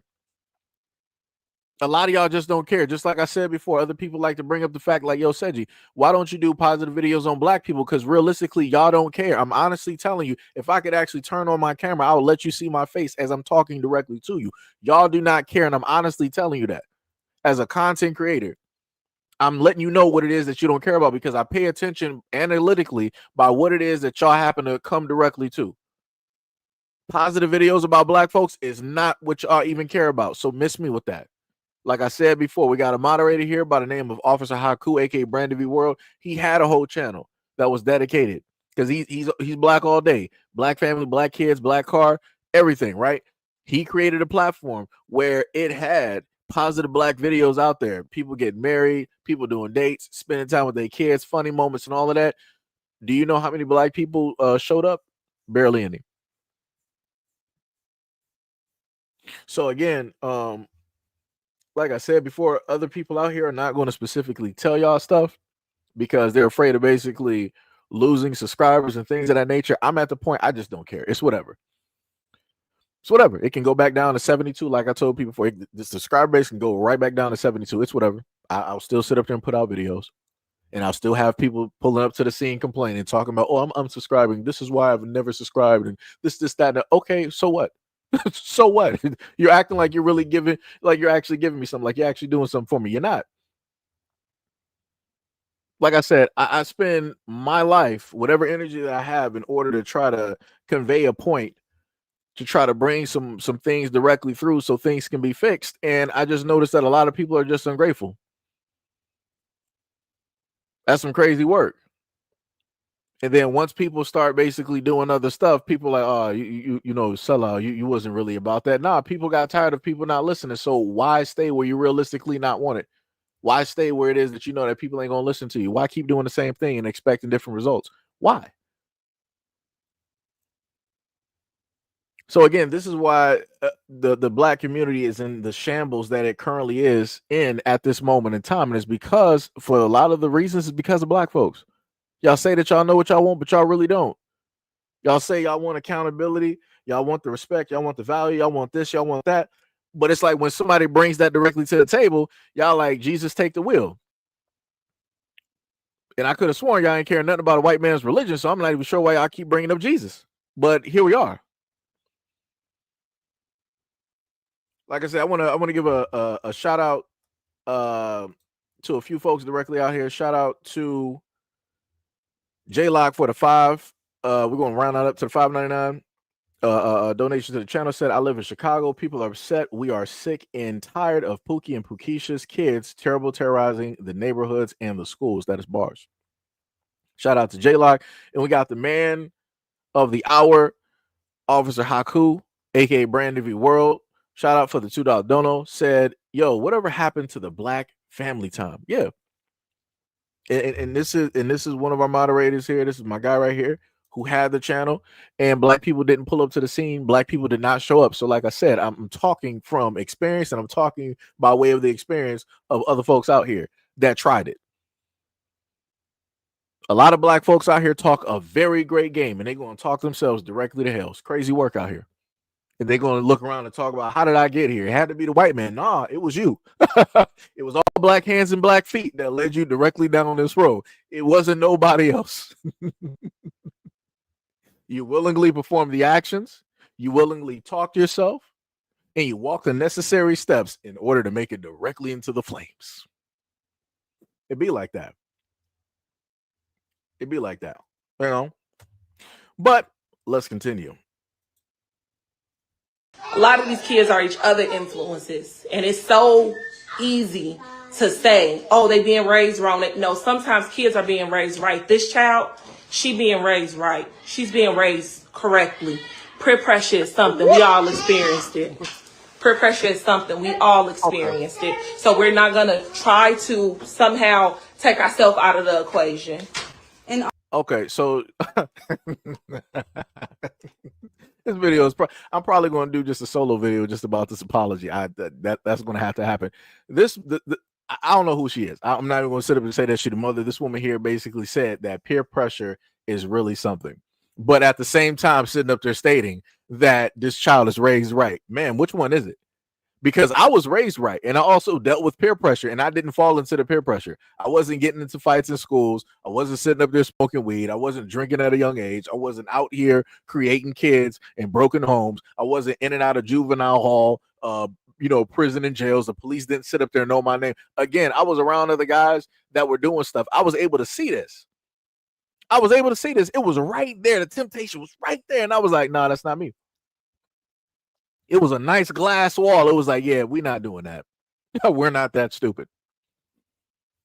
And we made it here. So I'm not taking myself out of the situation when it deals with peer pressure, but I can sit up there and tell you that that child ain't raised right. You're not doing the things that you need to do in order to instill into that child that you do not fall into that gap where everybody else decides to fall directly in because they want to be a follower. How dare you sit up there and at one moment in time try to blame her actions on peer pressure, but say at the same time that she's raised right? Where?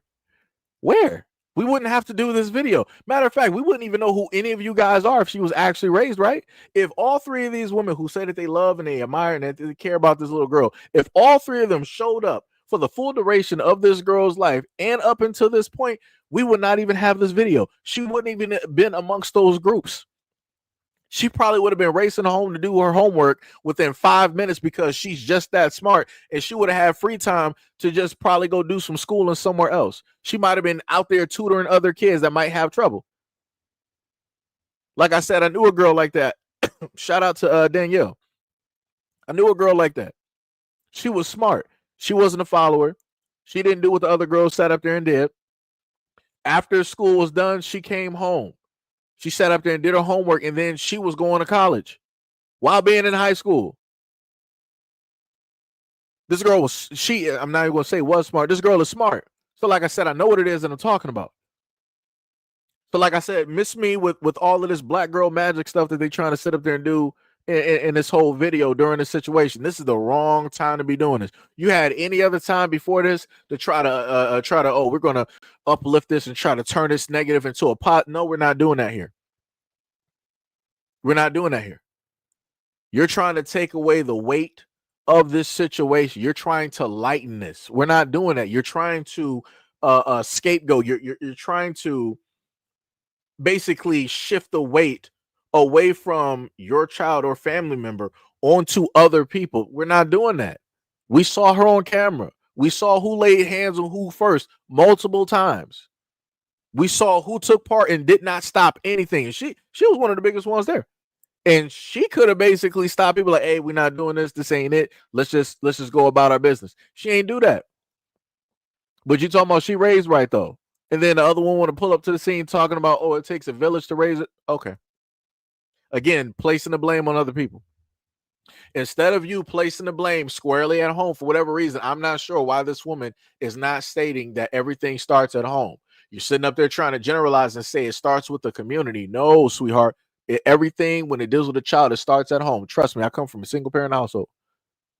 You miss me with the whole thing deal with the community. The community comes after. Everything starts at home. That is your first school. Your mother and your father, your family, those are your first teachers. Miss me with all that nonsense. We got Sham in here with the $5 dono. Said peer pressure don't make you plan an attack someone with sickle cell and their children. They plotted it and carried it out, smart enough to know better. That's facts. That's 100% facts. Let's keep going. Also, we can start an initiative. I think we're going to work with Kamara to start maybe a bullying campaign or something to raise more awareness, to let everybody know that this is serious. She know it's serious and that this not okay. So, yeah, and we'll definitely have some bullying, anti-bullying, even peer pressure. It's all the same. It's all one and the same. So it's Chicago. It's a big city. Yeah. And we all we got. But you also know you make your own decisions. Mm-hmm. When you get in trouble, you in trouble.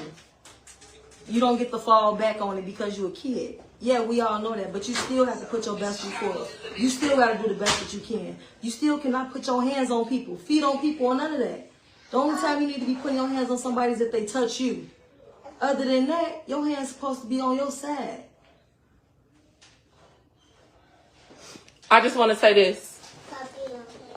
Some decisions we make is not of our parents and what they teach us, but what we want to experience on our own. So it don't matter sometimes how you're necessarily being raised. Mistakes do happen. And if you have children yourself and they make a mistake, and I don't care if it's as small or big as the Bible, the Quran, or whatever y'all may read, whatever y'all may worship, one sin is not bigger than the next. No, we're not doing this. We're not about to sit up there and pull in the church and start talking about God and We're not doing this because this is a godless situation right now. Your child decided to be with her friends in groups in a pack of niggas. They decided to be in a pack in a group, and they went out there and they stalked and preyed upon a mother and her two kids and beat them. And then you want to sit up there and talk about no sin is greater than the other. No, I'm judging. There's no other way to sit up there. Like, no, this is a straight 100. Ma'am, you're a liar. We're not doing this. We're not doing this because if we're supposed to, like, okay, so we're going to sit up there and say the crime that your daughter committed is the exact same crime as a Geppetto. Is that what we're going to say? We're going to put your daughter in the same box in the same criminality format as that? I bet you're not going to do that. I bet you won't do that. So you're going to put your daughter in the same criminal box as a man out here that goes out here and how can and grapes individuals? Is that what we're going to do? I bet you're not going to do that. So let's not sit up there and play these semantics. Let's not play these games and try to sit up there and say like no sin is greater than. Let's not be stupid. let's not do this, guys. Let's not do this. Let's not do this. Like I said, this is what I be talking about. She's saying that she's trying to, bring accountability. There is no accountability. You've been dismissive in a lot of the statements that you decided to make when it deals with your daughter, especially when you wanted to big her up for about a good 2 or 3 minutes in this main conversation. There are no tears here. Nobody looks even sympathetic or sorry. Even when you mention the name of the woman, right? The daughter didn't even say the woman's name. She don't mean nothing that she's saying. She's the same person that she was yesterday and the day before that and the day before that and the day before that and the week before that and the month before that and the year before that. The actions, how she wanted to basically say that, no matter how a child is raised, like some kids perform actions because, they want to see those actions in reality. It's not indicative of the parents. Actually, yes, it is. So you're going to sit up here and tell me that at not one point in time in that child's life, she's seen you sit up there and act wild. She ain't never seen you fight. She ain't never seen you act wild. She ain't never seen you be disrespectful towards another woman. Because again, I want you to understand, this young girl was disrespectful to another woman. She wasn't disrespectful to a man. She wasn't disrespectful to somebody's uncle. She wasn't disrespectful to somebody's grandfather. She was disrespectful to another woman, another black woman at that. Somebody who was reflective of her, somebody who was reflective of her mother. And she decided to be disrespectful to her. Okay. So you're saying that she's raised right and that she didn't learn any of her fighting techniques from any of the women that we see here. Okay, got it. She only learned this outside of home. She learned to be this violent outside of home. She never learned any of this from in home. You got it. You got it. Let's continue. And this is not Kira condoning anything. This is me holding full accountability for what is going on and me understanding that this is a child and that instead of being a part of the problem or talking down on the problem, that I'm going to become a solution to that problem. And I just urge everybody to do the same. So while you in your neighbor's hoods, if you in South Shore, you in Inglewood, you in Woodline, you in Jeffrey Manor, wherever you at, touch these babies. Let these babies know that you love them. Understand what's going on with them. See how you can make a difference because you can save somebody's life. So let me understand what she's saying, right? She wants the adults directly out here in these black communities to go out there and talk to these kids like, yo, hey, little bro, I see you. I love you. Do you understand that those kids are going to consider you to be a weirdo? You're a stranger telling them that you love them. Some of these kids, if you were to actually even try to speak to them, they'll have a problem with you initially just off of that. They might try to fight you. They might try to jump you. They may even try to take your life because you wanted to talk to them positively. You wanted to instill some value. See, this is why I be trying to sit up there and state when a lot of women say stuff online, but they don't really know what it is that's happening out here and how things that you do will not come through okay. Because let's put it to you like this, right? If a grown man came out here and his intentions were to basically he saw like young girls out here, running amok and all this other type of stuff, and he just wanted to have a conversation and be like, yo, I want y'all to know that, irregardless on if you got, a father or whatnot, in your life or positive male role models, I, as a black man, like, yo, I love you. I see you. You can do better. Uplift yourself. The moment in time, let me let y'all know something. The moment in time that a strange black male tells any young girl out here that he loves them, I want everybody to know the community's calling for the police. They're calling for the FBI, the CIA. They're calling for Rangers with Attitude. They're calling for the Beetleborgs. They're calling for Voltron. They're calling for Astro Boy. They're calling for Ultraman. They're calling for everybody to stump that man out because people are like, why would you sit up there and tell a young girl that you don't know that's not even your daughter or a family member that you love them? So I need people to miss me with all of this nonsense. When you want to pull up to the scene and try to tell people that, oh, you need to come out here and reach one. You need to let them know that they're valued, that they're loved and respected. Nah, brother, if if those kids, I'm just gonna be real, if a lot of those kids are really looking for that, they'll find it the same way that a lot of these kids, they find gangs, a lot of ways that these kids find a quick lick, a lot of ways that these kids find party, alcohol, weed, and fights and guns and all this. The same way that they can find all of that stuff, they can find adults that actually value and respect them, but they choose not to be around them. They choose not to seek them out. Let's keep going. And she understands too that this very well could have been a totally different situation. Y'all know me, y'all for sure know Alita, and y'all damn sure know Naima too, and know that we stepping 100%. So if that was us, it would have been a different situation, as well as her mother. So let's thank God that it wasn't that, because this is still our child. This is still our black child. Huh? Wait, let me repeat. Hold on. Maybe because somebody translate this for me. I'm sorry. I'm just, hold on. If that was us, it would have been a different situation, as well as her mother.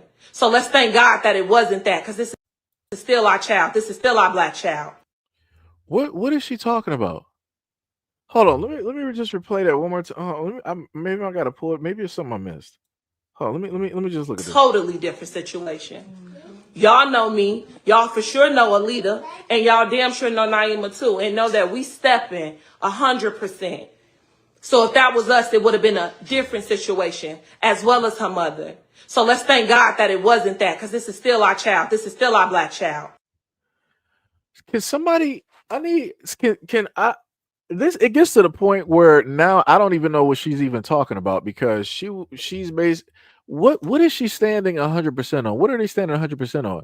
And then you went off on some other tangent talking about, like, if that was us, it would have been a whole different story and her mother, but it's not, and let's be thankful that it's not, and this is still our black child. Where do we, how? I'm lost. I'm just going to say 100%. I don't know what she was referring to. I don't know what she's talking about. That was just, I don't even know what that was. I need somebody to translate that for me. I'm 100% serious. I don't know what she was even trying to, like, because it did sound like a threat.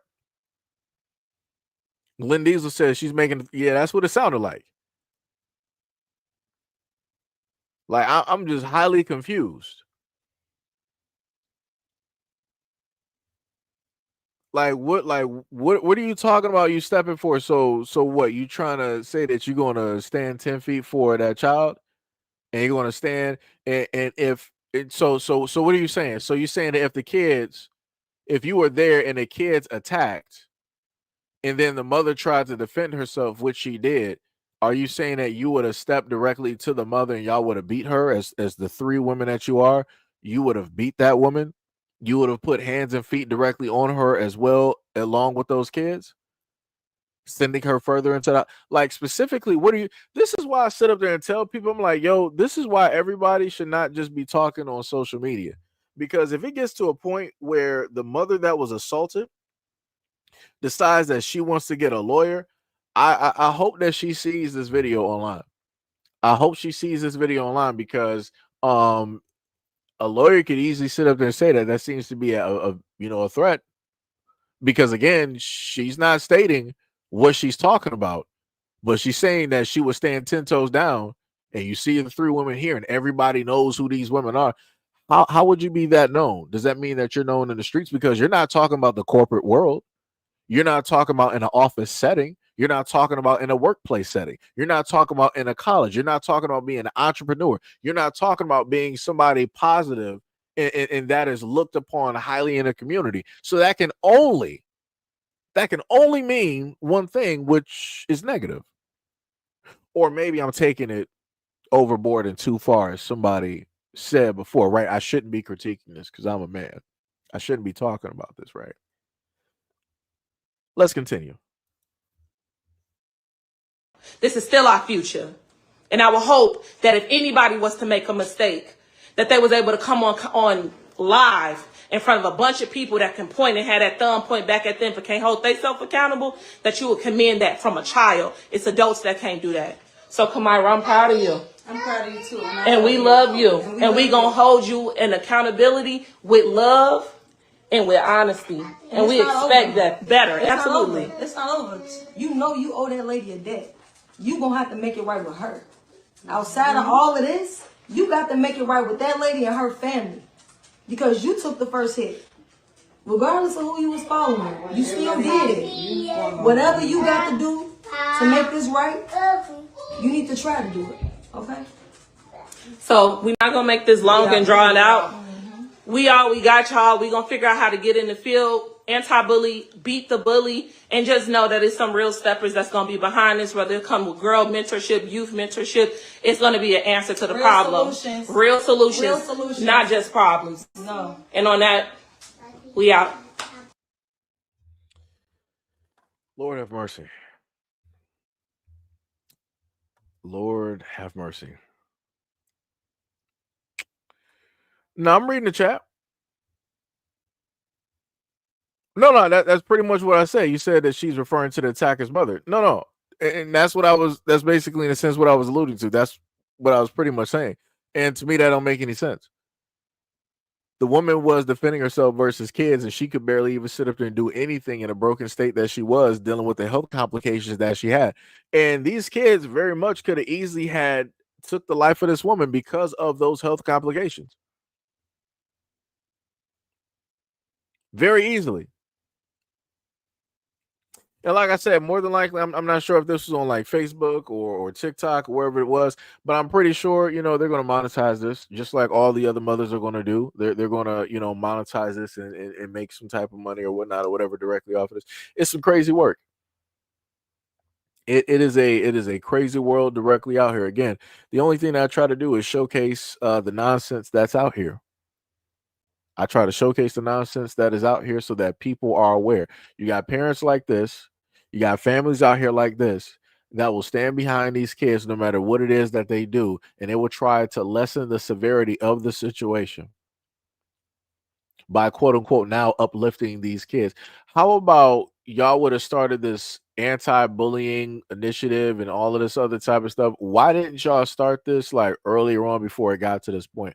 I'm pretty sure you got word at a point in time that your kid was problematic, but you decided to overlook it, or maybe you might have said a few words or whatnot or whatever, but really nothing too serious. Like I said, it's crazy out here, and this is why I try to tell people before. I'm on social media so much that I done seen a lot of y'all kids, and I'm just talking about in general. I done seen a lot of y'all kids filming fights, and I'm watching girls out here filming fights of other girls fighting girls, of other girls fighting grown women. And again, I can't showcase those videos, but if I were to bring up and talk about those videos, the main common thing that people are going to tell me, like, oh, but Seji, what about the fathers? Go find them. Go let me know who those fathers are. Go have those conversations with the mother. I'm not the mother. I'm not the parent. I don't know who the father is. So stop coming to me asking, where is the father? Go find him. Go search for this man if you really care about the father so much. I can only care about the parent that I see that is specifically there. I'm not worried about stuff that is outside of, that whole situation. That's not even my concern right now. I'm looking at what it is that is there, who it is that is there, and how it is that they are either complicit or how it is that they're trying to rectify the situation so that, things don't stay the same. And I'm not seeing nothing. I'm not seeing nothing at all. Like, that is crazy. Sham said, world star, a whole generation of people doing the very same thing. Yeah. And this is why I try to tell specifically to the women, because again, we've done so many videos. We've talked so many times of black men, young black boys, and all this other type of stuff. But out of all of those times that everybody wants to talk online, how many times do we specifically talk about the black mothers, the black women, the young black women, the black girls out here committing the exact same violence or violent crimes, if not worse? How many times do we really talk about it? We don't. We don't. And if you're a black man, you decide that you want to sit up there and bring this up, you're going to get crucified. You're going to sit up there and get dragged through the mud. You're going to get called everything but the son of God, because people don't want to listen. People just don't want to listen. And again, that was shown earlier today by Brother Tyrone Muhammad when he was trying to speak specifically to the women, and he got to the point he was like, I'm fed up, y'all got it. Like I say, you know, some people that you just can't coach, some people that you just can't teach. You gotta let people just fall off a cliff. You gotta let people figure out if they can fly or not. You gotta let people try to get, you know, close to the sun to see what happens. You gotta let people sit up there and try to figure out if they can drink water like a fish. But like I said, even if you let people find out, mess around and find out, those same people that mess around and found out, they want to turn around and be like, oh, but why didn't you warn me? Why wasn't there somebody to protect me? Or why wasn't somebody putting a fence here so I wouldn't, you know, almost drown? So I wouldn't go over this cliff. That ain't my responsibility. That's yours. Somebody once said that God gave everybody common sense. But obviously, I guess that people found out where that switch was in their mind and they cut off the common sense. So here we are. So now we got a whole bunch of people on social media doing stuff that they don't got no business doing because magically people don't know how to lead themselves. People know not how to be followers. Like it's some crazy work. Now we're just listening to everything towards like peer pressure. We're taking responsibility off of the child and we're going to put the responsibility on peer pressure and we're going to put the responsibility on the community. But we're not going to put the responsibility on any of the women that are clearly in that room. I want people to pay attention to that. Not at one point in time did any of those women say that they are responsible for that young girl's actions. Not one of them. They were like, we're going to hold you accountable, but we're also going to uplift you and talk to you positively at the same time. And this is why stuff never gets fixed. And this is why you got a lot of young girls out here that don't take things serious because there are no real consequences. There's no real consequences. That's crazy. That's 100% diabolical. Like, man, oh man, like this is it's just so tiring. Like I said, it gets to a point where you want to see stuff get better, and then you realize that stuff just ain't gonna get better. And it's no matter how it is that you want to go about the situations to try to hope that corrections, you know, will be either sought or listened directly to. No matter what you do, people are just going to do what people want to do at the end of the day because people just like to complain. If out of all of these videos that people have ever done on social media talking highly and positively to black people and trying to teach them, if people actually listen to those videos, a lot of people, the greater majority of people in the black community would be actually in a better place, would actually be doing better. But nobody realistically, from my line of sight, from what I'm looking at, nobody actually wants to do better because once you're doing better, now you can't complain. That one thing that you're used to doing, the one thing that you can, you know, side by side, be in the same room with other people because everybody got complaints, so you can join in too. Now you're in a sense in solitaire. Now you're isolated, right? There's no room, there's no echo chamber that you can go directly into. So because a lot of people are fearful of just being around themselves, being in solitude, and a lot of people need to be in solitude in order to learn about themselves, in order for growth to happen, you got a lot of this going on where people are like, nah, I'm not going to bed. I'm just going to stay right here so I can complain and I can be around other people who got somebody to complain about with, and that we can be in a group of complainers. A lot of people want to stay here because they're afraid of being alone and walking a journey that is only meant for them. Like I said, it's tiring. That's some crazy work. So I do also want to note as well too, the mother, if I go back to one of the clips, let me just play this again because I'm going to let her say it. These are my only 2 kids right here. Because you don't have a baby. I just don't put on Facebook like real that I go through every day in life. I don't. So again, these are my only 2 kids. Let me see if I can get the words. I'm not pregnant.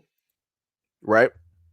So I do want to give that correction because maybe I might have made a title or a video directly about that, and I might have referenced that, you know, quite a few times in either the standalone video or the live stream. The mother herself, who is at the time of that recording, she was in a hospital bed at the hospital after the events that happened. She stated herself that she is not pregnant. So the reason why I'm guessing her stomach was like that was because of her medical condition. So again, she's not pregnant. She never was pregnant. Right. So I just want to give that clarification. I want to sit up there and state that I was wrong on that part of the information because I did not know more than what was shown. So because of that, coming through on a live stream in front of the people that are here, and I'm clearly showing you the clip where the mother herself in a hospital bed is saying that she is not pregnant. Right. These are my only 2 kids right here. Because you don't have a baby. I just don't put on Facebook like real that I go through every day in life. I don't post that on Facebook because people should myself. I don't even, I don't even got nobody to live to. I don't got friends. I don't trust nobody. I don't know what it is, what they want to do with my son, but my son is very friendly. Like he not the type that likes to fight. He's not a fighter. Yeah, he okay. He right here. Just smacked him very hard. And because I have my Right. daughter standing in front of me, if I move So my daughter again, we or got move that any kind of way, I don't know clarification. And what as the this mother kid's trying to stated, she was do. like, I don't really put everything on social media because if you do, people will decide to use that directly against you. And yeah, they will. They will. People, will decide to do a lot of things with a variety of information directly out there. Um Sham said, yes, sickle cell can cause that bloating. Michael Harvey said, I'm wrong as well. Okay, she is not pregnant. So yeah, like I said, I like to when I can and have the information. I like to actually make corrections so that along with me having the information, the correct information, I want other people to have the correct information because I don't want people to walk around with the wrong information because they got it specifically, from me. So again, my apologies. Um,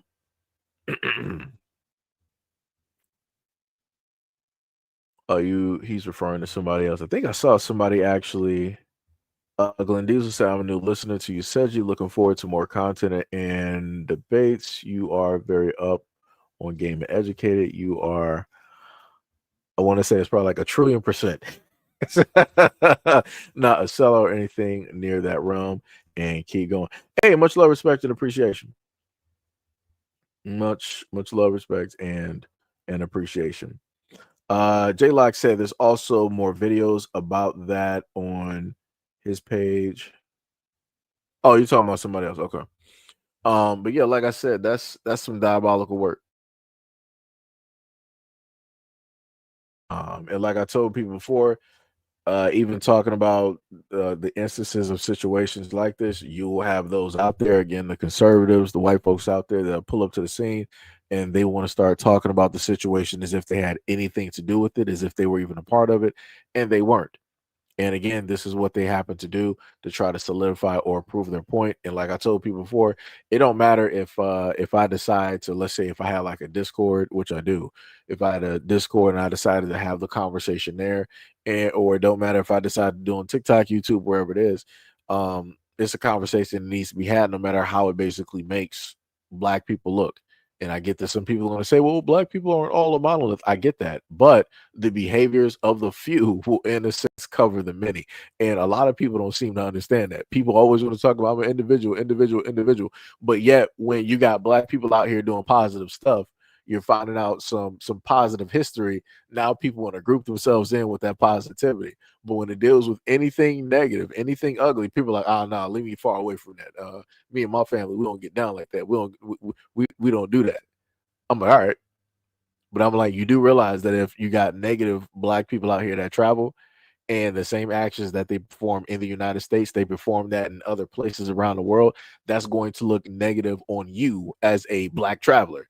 And now you are covered in the filth that they performed, right? No matter if they were arguing, no matter if it was belittlement, don't matter if they were using like slurs against somebody else or whatnot or whatever. Any of that ugliness is not, you're now stepping directly into that. And now you, as a person that you are, has to disprove to the people that have a bad taste in their mouth that you're not the same as the other folks out there. Even though we're not a monolith, even though we're not a group, like I said, the sins of a few will cover the many. Like I said, it's crazy. It is 100% crazy. Brian Jefferson said we're getting played with this argument that's making us blame and fight amongst each other. This is the thing. The only time that you have a fight amongst each other is when people don't want to listen. The moment in time that people are resistant to information that is supposed to either help, protect, or move them forward, that's when you start to have a fight. And it's usually one side that normally wants to sit up there and fight. It doesn't matter if it's, a man or a woman or man. It doesn't matter. What I'm saying is the moment in time that somebody comes with information, somebody there is going to be resistant to said information, and that's when an argument and or a fight starts. Right? So in a sense, no, nobody is actually getting played. People are playing themselves. That's the best way to do it. Like I said, I keep trying to sit up there and tell people there comes to a point in time where you can sit up there and separate some stuff. It's like, yo, at this point in time, we're dealing with Black community stuff. We're not talking about the government. We're not talking about systemic oppression. We're not talking about the jail to prison pipeline. We're not talking about redlining. We're not talking about vagrancy rules or acts. We're not talking about none of that stuff. We're focused on what is here in 2025, what just literally happened a day ago. That's what we're focused on. That's specifically what we're talking about. So, like I said, you got a lot of people, as I showcased when it dealt with Brother Tyrone Muhammad, you got a lot of women out there playing themselves. There's no other way to, sit up there and say it. Pisces Hayes said, we are definitely in different times. These children are different, but I always blame the parents. Tired of the excuses. Children are a direct reflection of their parents. Anomalies, yes, but in general. That is facts. That's facts. Glenn Diesel said, facts, broski. Sham said, I see why my dad and my grandmother kept my butt busy at all times. I didn't have time at 14 to be running with a crew. I had to help clean, cook, study, and do all of my work and work part-time. Yo, Wash. What is up? What is up? What is up? He said, I seen an old head cut young dude, told him, go ahead, and got $50. Old head kept drinking his beer. And that's why you don't mess with people, cause you can easily find out. That's facts. That's facts. Yo, Star Child, what is up? You said we can't blame every damn thing on white people. Bars. Brian Jefferson said kids don't even have fully functioning brains. Parents got to work. Eventually, to me, it's a system issue.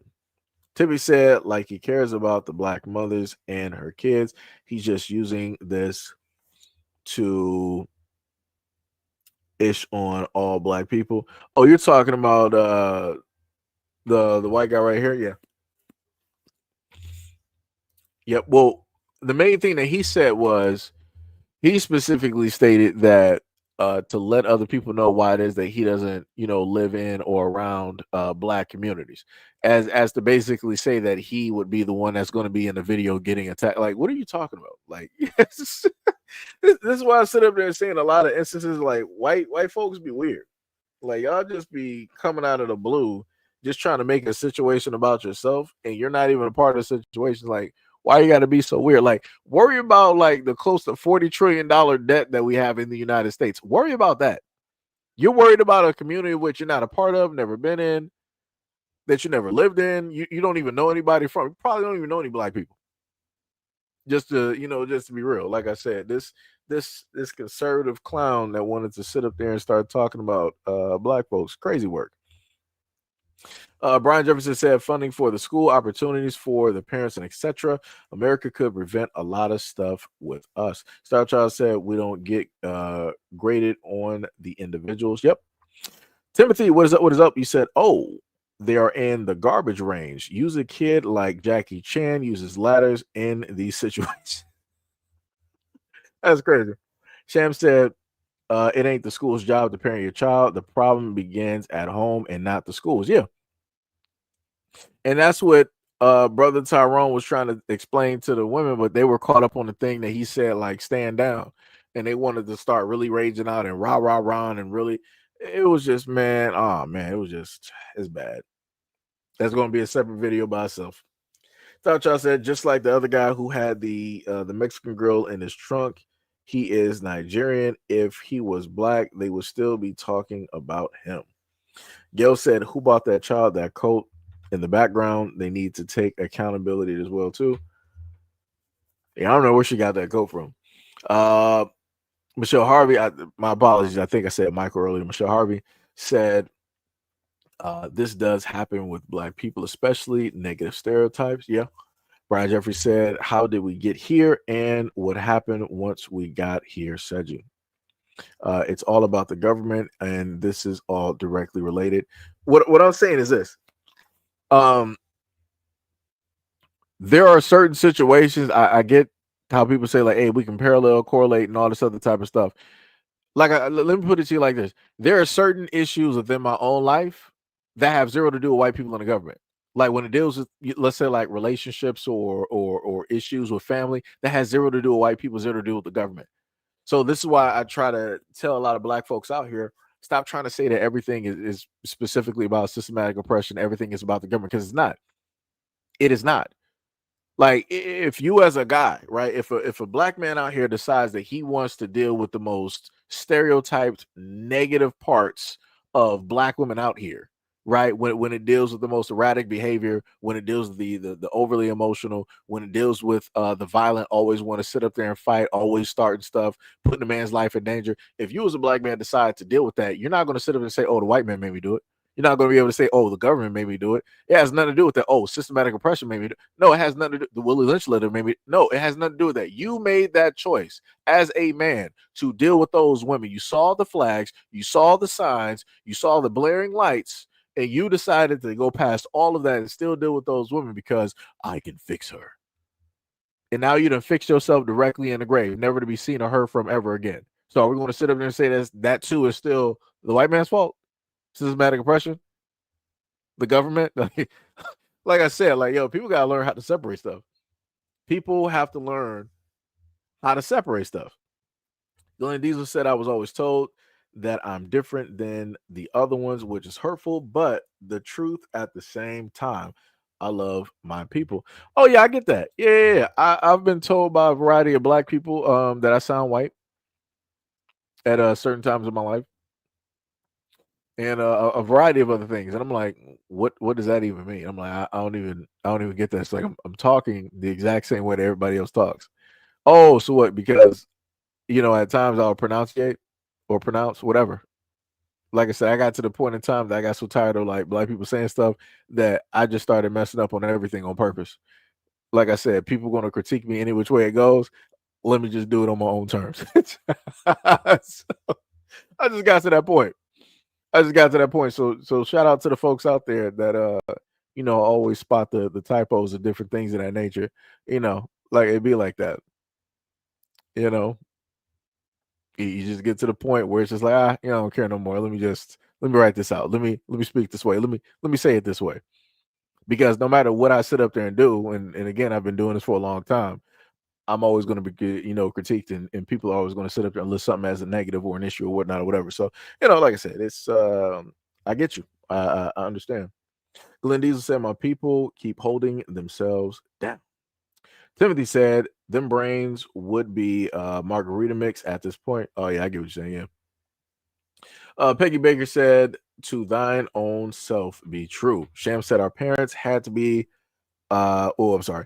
You said our parents had that same government down their backs, if not worse, and they didn't have this problem. Our generation been facing this, and yet our kids are garbage. Pisces Hayes said, we all lived in America our entire lives. We know how the country works. At least try to manage the children that come out of your womb. Can't keep blaming others. That is facts. Because I put it to you like this, going back to what you said, my mom at never point at no point in time, as my mother, as a Black American woman, at no point in time has my mother ever blamed my father for anything. Let me just repeat that again. My mom, as a Black American woman, at no point in time has ever blamed my father for anything. She ain't never within earshot around me or whatnot, whatever, ever talked negative about my father at all. When I met him, she allowed me meeting him be my own experience and let me see for myself versus whatever her experience was. And I've been honest and I've talked about this in a variety of live streams and videos. And I try to tell a lot of Black women out here, I'm like, yo, whatever disagreement you got with that man, that's cool. That's y'all relationship, right? That's how you know that man. How that man appears to those kids is going to be vastly different. They're going to get a whole different side to that man that you would never see because you're not that child. So allow those kids, allow those children to have that interaction. If he still is the same person, then let them sit up and see that. If he's not that same person, don't impede on that. Don't impede on that. Don't try to stop that from occurring because you don't like the fact that, oh, well, he seems different from, when me and him have conversations in our relationship. Like, why does he have such a, because it's y'all. Y'all got history. Y'all got emotions. Right? So I don't know. Like I said, shout out to my mom. Shout out to my mom. Forgiveness said they they see it in a defensive mode all the time, just want to be blind, shooting at emotions. Yeah. Slide Dude said, bruh, it's a problem. Who cares who calls it out? Black folks will tell you about Black folks. Why y'all act like when anybody speaks about Blacks, they hate? I'm a little bit confused. I don't know who I'm not for grown adults directly in a room. When I happen to see some stuff where I feel as though that people are talking directly to me, and you trying to say something real slick, I need you to use the app button. I'm pretty sure that for the last 20 something years, you know how to text message, you know what the app button directly is, you know where it's located on your cell phone. I know the greater majority of people on here are using a cell phone at this moment in time because I have the vertical along with having the other version directly up as well too, depending on what people like to watch. I need you to use the app button. It's a very simple thing that I tell people to use every single time. I've had to say this 9,999 times to grown adults. I'm not exactly too sure why it is that people still can't get this, but if you're going to sit up there and say something and it's really directed towards me, you're trying to be slick about it, make sure you put the app button respectfully. That's all I'm saying, right? We all got our frontal lobes developed, right?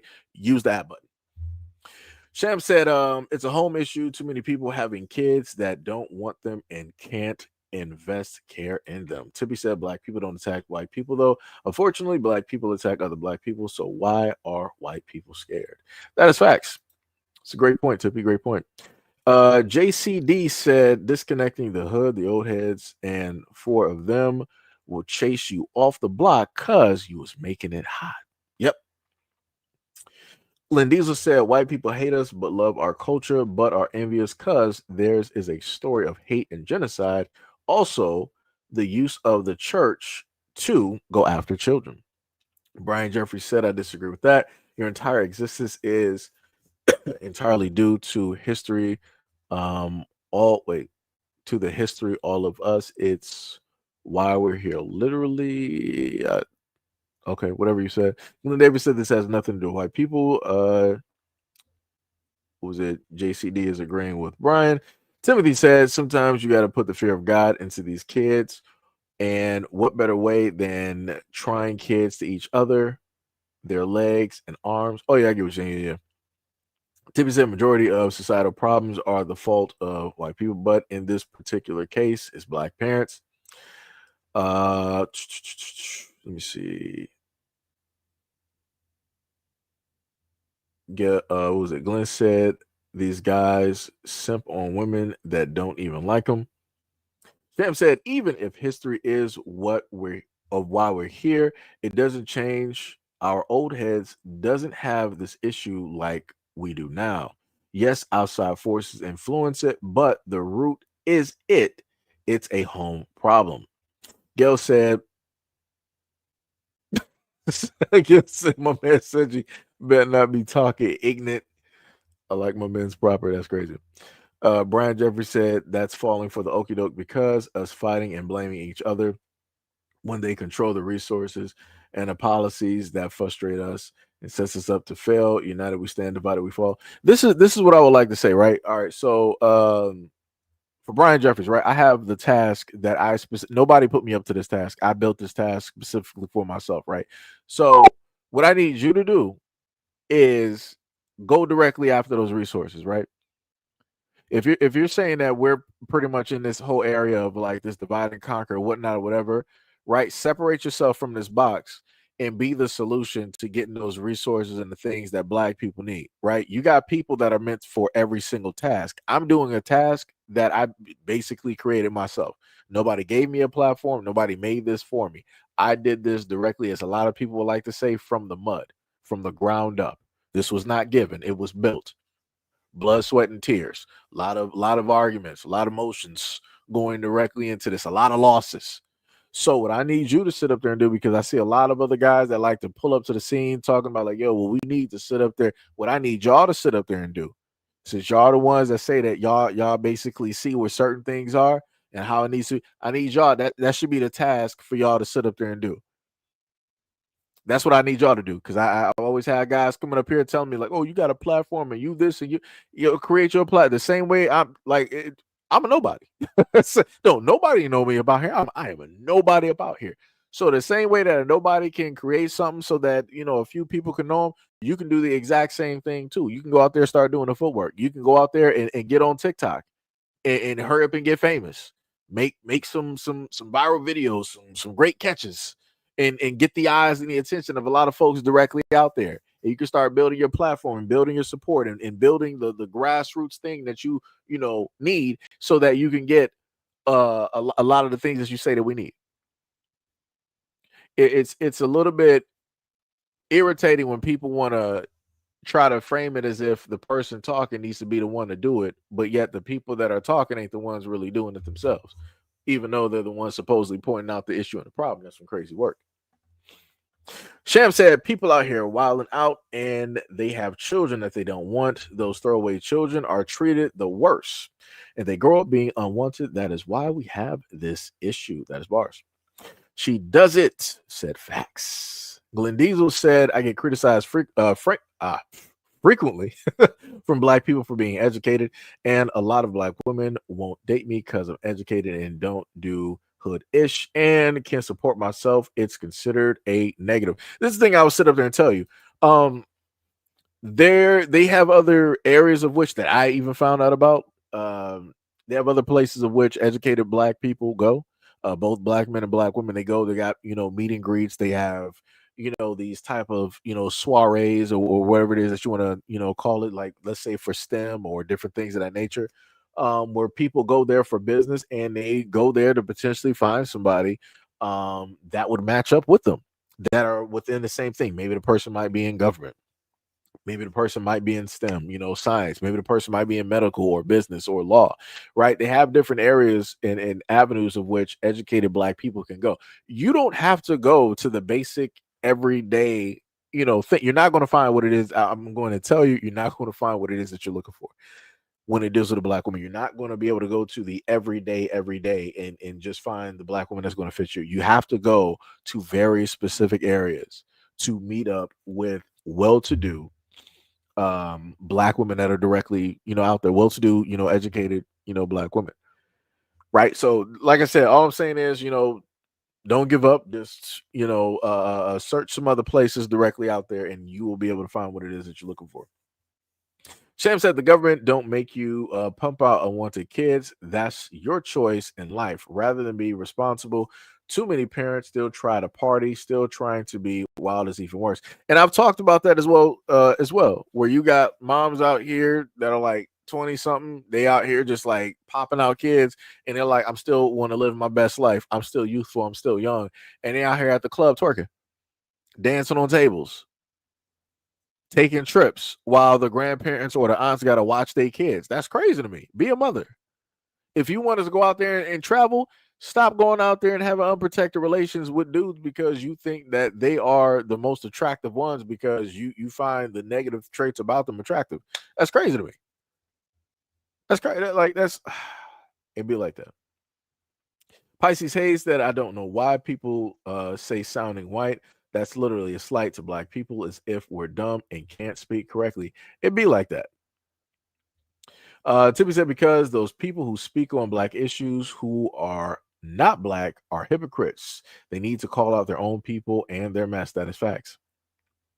That is facts.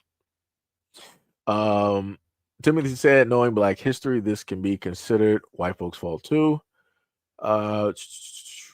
Glenn said, and I'm 100% not taking sloppy seconds, thirds, or fourths. Gotcha. Peggy Baker says, sorry, there's a huge opportunity for more voices to be heard because of the internet. Reach out to your community.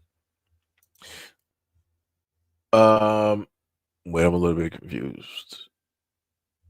I mean, I'm I'm just gonna leave it as is because I think I get the message that you're specifically stating. Maybe that was just like a generalized thing that you were saying. I got you. No problem. Brian Jeffries said that political policies require grassroots funding and political parties that can be co-opted. I understand you're a social media content creator. What I'm basically saying is that for my years of basically doing this, I've had fields of black men and others in the community pull up to the scene and state that I should do a variety of things.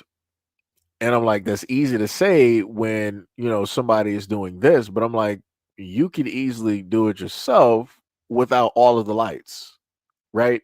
Because if I decide to sit up there and do something again, I'm a content creator. So I'm going to, in my mind, I'm like, let me sit up there and record this or film this because if there's something positive happening going on in the black community, I want that positiveness, that energy to proliferate throughout the black community, right? To move the negativity directly out and to make way for a lot of positive stuff so that hopefully that positivity is contagious and that it will ensnare and capture other people so that people will actually start to copycat that versus the negative stuff out here, right? But then people will look at it as like, oh, well, you're just doing this for content. You're just doing this for money. You're not really doing it because you actually care about the black community and da da da. Right. So I got to deal with all of that scrutiny and it not being real. Versus all of the other people that want me to do stuff, they can do this without the cameras. It's going to be grassroots. Nobody's going to be able to basically try to question or give a hypothetical on why it is that you're doing it because they don't know nothing about you. Right? They can't even really make a theory. They just have to go off of the actions. They have to go off the words. They have to go off of the meet and greets and things of that nature. It's not that difficult for black people to actually do. It's the fact that a lot of black people don't want to do it. A lot of black people say that, things need to be done in the black community, but those same black people pointing it out are not the ones that want to be responsible for it. Because a lot of people don't want to be responsible for failure. They don't want to be responsible if something does not come through, if a promise is broken. They don't want to deal with that huge responsibility. Like I said, crazy work out here. Crazy work. Pisces said, I went up, excuse me, I went up on a panel a few months ago and a white girl in the chat said I sounded white. Why? Because I enunciate and read. I like to speak with proper grammar. Thank you very much. Yeah, that's crazy. That's crazy. Sam said, yes, man is not a good man. Love doesn't come from making people feel good about themselves. Love comes from honesty. Me being honest to my friends about the wrong that they do is unity, not division. That's facts. That's facts. Peggy Baker said, God bless you all. Brian said, it is our collective task. If we agree that a course of action makes sense, you have a platform, and that is enough. You said, I haven't done that, or I haven't done that. You have. I'm a commentator. You also said, I'm contributing to the conversation like any other person. I believe I have a good argument and that blaming little kids or oppressed parents are crazy. I'm trying to. You also said good teachers can also help students do extra curriculars that impede gang violence and after school. But the crazy part is I've listed earlier, like well, maybe you wasn't here or any other videos that I've done, I've listed how positive male black role models have impacted my life. And I've stated, how those are actual good things, but I also stated at the same time that you will have parents or women that will push those positive black role models away. And that happens. But it's like nobody wants to talk about that. Nobody wants to bring that up. People want to keep talking about that. There's no good black men out here.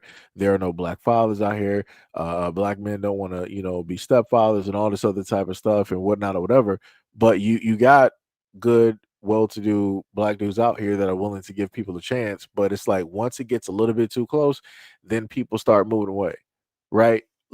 I put it to you like this, just going from personal experience. Um, you got a lot of women that don't want to talk about the fact that when it comes to a point in time where there's a decent black guy out there that they can't really pick apart, those women are now forced to look at their imperfections and how it is that they need to actually grow up in order to match, to be directly there on that same page as that guy. And you have a lot of women out here that are like, "Ooh, that's a lot of work. I'm scared of doing that. I'm not actually going to do that." And instead of doing that, they're like, "I'm going to push you away. I'm going to cause and bring up a problem to push you away." And that same black man that they're basically pushing away that could have been beneficial would have also been beneficial to that child that was in that relationship. But you got a lot of people that don't want to pay attention. You got a lot of people that think that they know what is best specifically for them. And this is how we come to live streams and videos like this, where I showcase videos of mothers with violent kids that are going out here attacking their elders.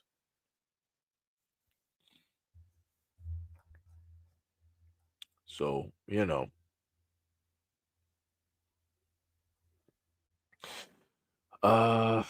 Glendale said that's good to know. Said I wasn't educated in that avenue. Sham said, I'm retired. I've done it already. It's not as easy as you think. The problem in the black community is not so simple as throwing money on it. Getting government involved makes it even worse. She does it said facts that grandma had sixth grade education and trained and raised a family. Stanford Taylor said, tell the truth, good brother. Pisces said, at Seji, you have to be selective on where you spend your time. Yeah, that's true. That's true, and that's the exact same way that I try to tell people that go out there and look for relationships. You have to have intent, and also have to be very specific, because it's not that other people are wasting your time. You're wasting your own time, right? So you got a lot of black people out here that are deciding that they want to sit up and say that other people are wasting their time, but realistically it's you, because you as that black person decided to stand in that place, wasting your own time. Nobody forced you to be there. Nobody coerced you to be there. You walk directly into that square, and now you're a time waster, right? Sham said, having school policies and train a child makes it worse. It cannot replace a parent. This is why so many foster children grow up with issues. Your solution does not work. Brian said, I'm not asking for you specifically to do anything, but see reason in the argument if it exists in it. No, like I said, I get what you're saying. I get, like I said, I'm reading all your comments. I get what it is specifically, that you're saying. I'm using your comment that you listed as a jump off point for the other comments that I've basically gotten directly from guys out here whenever it is that either I've done a live stream or that I've done videos, right? So like I said, I get what it is you're saying. Sham said the reason why the solution doesn't work, from what I know, is that you need good parents to make it work. You need good teachers, good adults, and etc. Too reliant on outside forces when in home has the problem. Brian Jeffrey said the media machine is powerful, and the music and the imagery and the movies, it's bigger than all of us. We're not going to stop watching TV and movies and radio. I mean, this is all true, right? Those are like very large monstrosities. Those are basically colossi, right? Gaika, right? Large Godzillas, directly out here. Cool, got it. But also at the same time, right? Again, I was raised in a single parent household. Because of the way that I was raised, I did not automatically get indoctrinated by way of rap music. I didn't get indoctrinated by way of the movies and the media that is directly, out there, right? That is polluting the minds of a lot of other folks. And also, I want to note that this is not me trying to say that I'm better than anybody else, because I recently had a conversation with somebody, and they tried to make it seem like I either feel that or that I try to put out that I'm better than other people, and that's never what I've ever tried to put on at all. This is why I say that I'm on the same level as any other men out here. I'm not above or below, but I'm at the exact same level. So if I'm at the exact same level, we can all, as men, see the exact same problem, right? So again, but the main thing that I'm trying to convey and say before I lose my point is that because of the teachings in my home, I was never affected by any of the music or the media directly out here. That did not impede on my growth or formulate into me committing any types of crimes or violence towards my own people or my community. Right. Glenn Diesel said immigrants definitely do adopt American racism and white culture before learning about the people if of color here. They believe it's acceptable and correct to adopt white culture to become included, right? Brian Jeffrey said it has to be a code of behavior that fixes it, similar to how Neely Fuller Jr. wrote. Brian said not necessarily his code, but just morals towards each other. Sham said our parents had raunchy, violent music, but they understood that is just entertainment, not a reflection of life. The newer generation's music has changed to expression and representation. That is true. That's a very good point. Before, when it deals with like our parents' music, it was more so like a show and play. You know, it was a show and play type of thing, but it wasn't indicative of real life. But now, when you look at the music of a lot of these young folks, right? Like, what was the dude's name that I covered before, Baby Key or whatnot or whatever? He was talking about that just basically like killing somebody. He was just talking about pure violence directly out of like one of the videos that I covered before. I might even still have the video on my IG. And I'm like, that's insane to me. Like, that's crazy. But I'm like, this is what sells because this is the reality for those young folks out here. Like, I guess this is what they see every day. This is what they're a part of every single day. This is what they hear about every single day. So their art is actually imitating life, and life is imitating in the art and so on and so on. Brian Jefferson said, "This is my first video of yours, so yes." Timothy said, "Some sickle victims say that it's like every movement of breathing feels like burning glass in their bodies." Man, that's tough.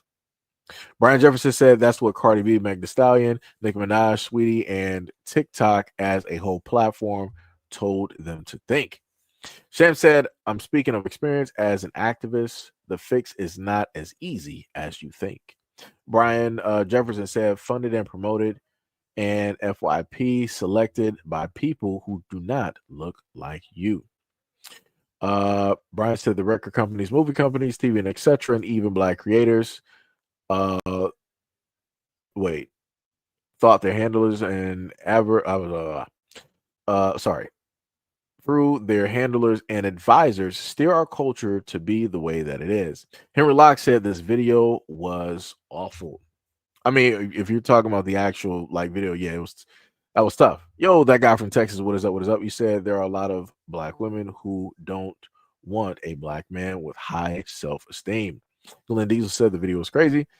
Sham said, "Well, that is the American culture, is to steer everyone towards being individualist. On top of that, a push to be wealthy by stepping on others to do so. It used to be the black family fought against this." Glenn Diesel said that Rush Hour reference fire. Sham said the American ideology is the ideology that used black lives to make wealth in horrible ways. It used to be the black family was against the American culture. We have our own culture. This is facts. Sham also said then you had a huge culture shift because of drugs, music, wealth, and education. The push for family to stay together dies out, and the home family suffers. Tippy said, "Rap is trash today, and some R&B today is trash. I listen to Vanguard's Feeling the Fire." Tippy, the old soul.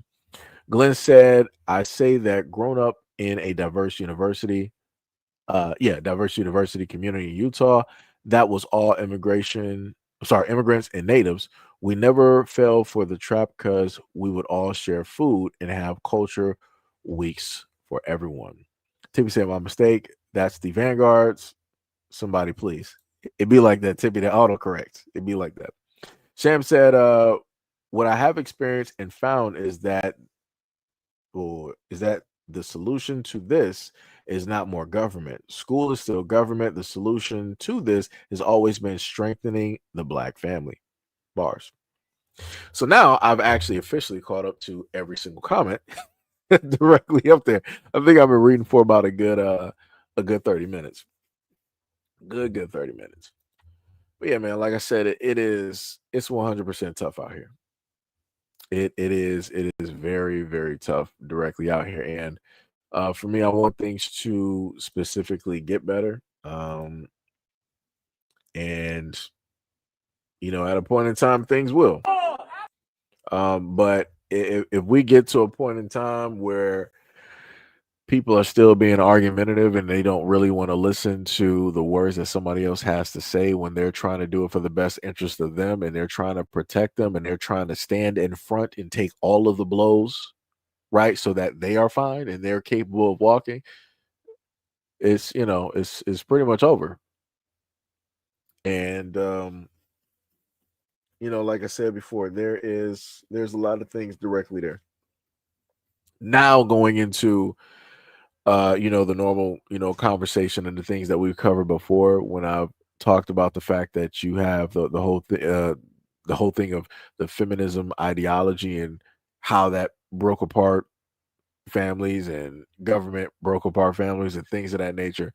So again, I like to sit up there and keep things separate, because a lot of times Black people need to understand what it is that they contribute to in every single facet and way, versus trying to scapegoat and goalpost and move stuff around to put the weight directly on somebody else, when realistically you should be looking at yourself in the mirror, right? And then on the other side of that, again, I do see where a lot of things happen, where a lot of other things come directly in that are from outside sources beyond our power and all this other type of stuff. Like I said, I see it. But in order for us to really attack a larger situation that's bigger than us, we have to look at and attack the situations of which that we contribute to, that we are at fault directly for, that we need to take acceptance, responsibility, and that we need to acknowledge that, yo, I messed up. Let me start from ground zero and let me push my way forward. Let me actually shut up and let somebody else talk. Let me be calm and logical and not be so emotional and reactive. Right? Glenn Diesel said, "Thanks for engaging with your followers." No problem. That's what I normally try to do, depending on the live stream. So it's a work in progress. Work in progress. Let me tell you. The guy from Texas said music these days is a part of MK Ultra programming. Sham says strengthening the Black family means whether poor or rich, the family has moral and honor and love to stay together and raise up a name for themselves. Bars. Glenn Diesel said, thanks. Oh, yeah, I read that. I'm sorry. D Money in the building said it only took Seji 25 minutes to catch up with the chat. Okay, so I felt like it was 30. D Money was like, actually, no, Seji, you're off by like 5 minutes. It actually took you 25. Shout out to D Money. Shout out to D Money. Tippy said, I'm young with an old soul. I listen to old people music from the 60s, 50s, and pretty much everything else in the 2000s. LOL. D Money said that music, is that the music your personal maid will listen to? This man is hilarious. Timothy said, I like show tunes and musicals. My favorite is West Side Story, but rap has been letting me down for a while. We got Ty in the building. What is up? What is up? You said, I'm here, but I'm not here, still at work, but can listen. What is up, Ty? What is up? What is up? What is up? Gail said, my man Sigi is a genius. That's why I love him. Oh my goodness, this woman. Dear Lord. Tippy said, LOL, I don't have a maid. I do my own cleaning. No, Tippy got a maid. That woman is rich. She's like, she up there like Richie Rich. I swear to goodness. Brian Jeffrey said, I agree. Each person has a contribution to a specific social group. No one person is changing everything. I think the best any individual could do is stay focused on solutions exclusively. I got you. I do agree with that. And like I said, I've tried to like frame my wording. I've tried to be very careful with wording. I've even tried to go through the dictionary, use other words. But even if you have a solution, the solution, in order for it to be a solution, people have to actually be willing to not only listen, but also work and walk within that action. The moment in time that you don't have any of those things happening, you don't have a solution. The solution is not viable. In order for anything to be viable, you have to, have a receiver. Something has to be open enough in order for, that solution or whatever it is to, be active, for it to, work, you know. But it's a work in progress. D Money said Tippy as a handmaiden. Sham said y'all all on the other channel and I'm by myself. Miss Doltry, what is up? What's up? He says, Seji, it's not all men's fault. Why they're not in their kids' life. These women need to take accountability for why they are disrespectful. Yeah, and that's what I try to say. And this is why I've brought up they won't even let me highlight your comment here for some reason. Okay, there we go. Let me see. I guess it just froze. Okay, yeah, I guess that's probably what happened. It just froze on something. Matter of fact, let me just make sure that I don't really got extra stuff running in the background. Let me just bring some of this stuff down real quick. Let me see. Clips, museum, it's a billionaire, Cardinals player. Okay, we're gonna do that. Okay, yeah, now it's kind of calming down. Yep. So that was technically it. Just had a lot of stuff running on Opera at the moment, even though it's technically it's picking back up, which is a little bit insane. Gonna try to close a few more things out here so it's less of an issue. Anyways, what was that? Yeah. Exactly what Miss Daltrey basically stated, and I've tried to state to a lot of people that no matter how I basically slice it, no matter how I talk, and if I do have a solution, it's like people don't want to listen, and people are like, well, it's the men, it's the men, it's the men, it's the men, it's the men. But I'm like, dog, I'm like, how many times are you going to keep saying this and expect like a different outcome? Like I said, for me, looking at a lot of women always blame men is weird to me because that's not anything that my mom ever did. She never set up to it's a man's fault that we ended up in this situation. It's a man's fault we don't have the money. It's a man's fault you're not, we don't got the money for this, or you can't go on this field trip. But it's the man. I never like that's just it's weird language to me. And it's like I'm not sure who taught a lot of women out here to just place responsibility on somebody else versus themselves. But like I said, that's weird to me. Like I said, look, for me, I don't understand. Brian said that's not a critique of you either. I'm just telling you what to do. I'm talking in general. I got you. Mahoko said, I'm very sorry to hear the news of the mother and two kids. I hope Chicago can start tackling the issue such as this one. Yeah, that was the one positive part directly out. You had a lot of folks that pulled directly up. There was another video, I didn't actually put it up here, but there was a video where a group of the people there, the protesters, pulled up to one of the mothers' homes, and it was stated that one of the mothers is a squatter. And I think she has 5 kids. So she's squatting somewhere again where she's not supposed to be, and she has 5 kids. And I'm like, that's crazy. And people were sitting up there saying that the community there was completely fine up until that woman moved back with her kids, because that same woman also lived with her grandmother or her mother, right? And then those kids, I guess, or whoever there, because somebody was smoking, they got the house or apartment burnt down or caused fire damage or something. So this is why I try to sit up there and say, is like, yo, people got to start taking responsibility. Ms. Dolce says some of these men want to be in their children's lives. Yep.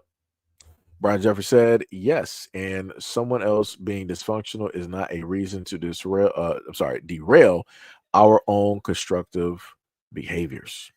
Sam said, I do want to say that I get tired of people saying that this is black culture. No, this is American culture. This happens in poor communities across the nation, no matter the race.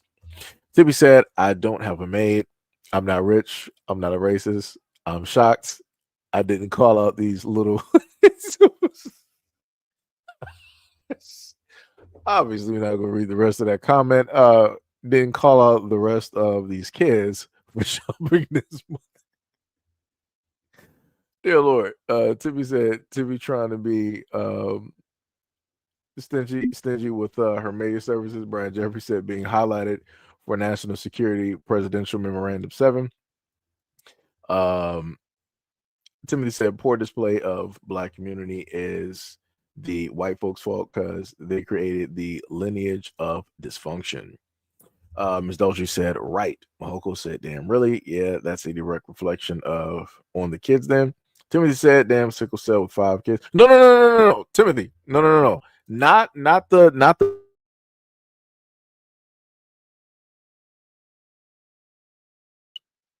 right. The mother with sickle cell. I'm not talking about her. That mother, she only has like 2 kids. I'm talking about one of the female parents of the kids who attacked the mother with sickle cell.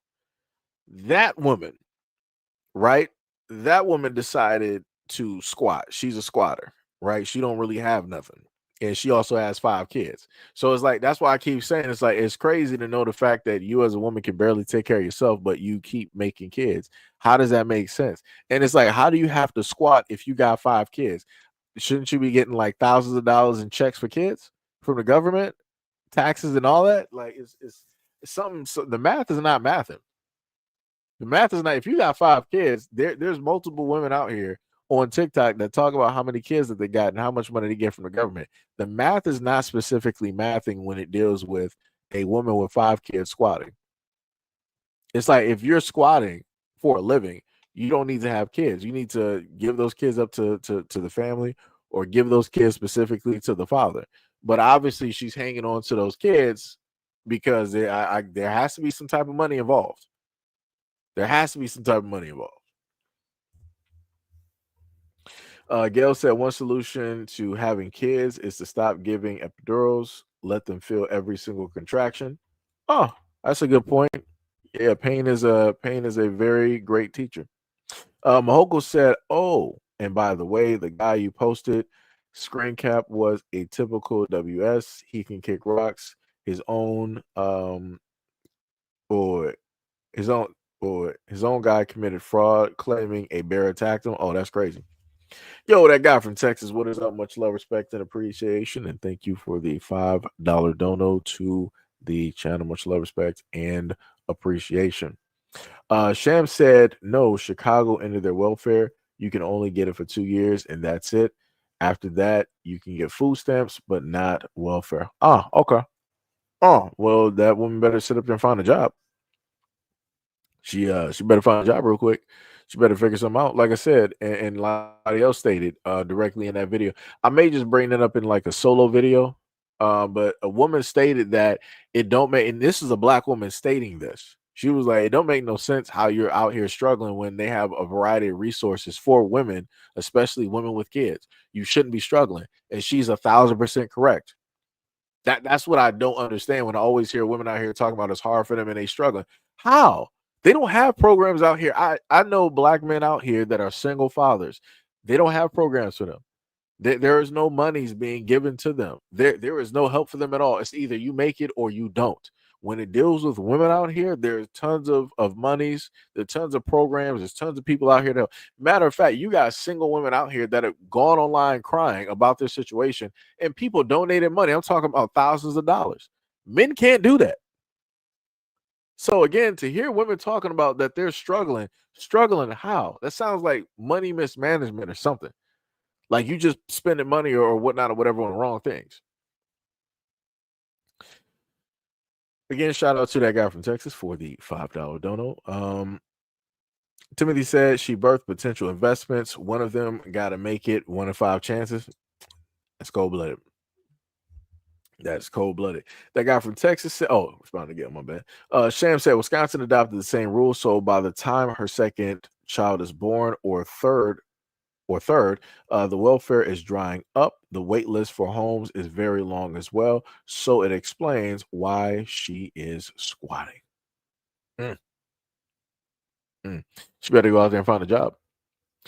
Like I said, I keep trying to tell people, like, yo, if it's hard enough for you as an adult right now, why would you make it, 9 times harder on yourself by having kids? And then why would you make your child's life harder on them by bringing them into a life of, like, it just don't make any type of sense. Like, it literally makes, nobody can make it make sense to me. If your life is hard already as an adult, why sit up there and bring a child into this world and have them burden the same struggle or hardships that you're going through? Why? That, for me, that's a failure on the parent. It's like, don't do that. Like, do not do that. It's cold blooded.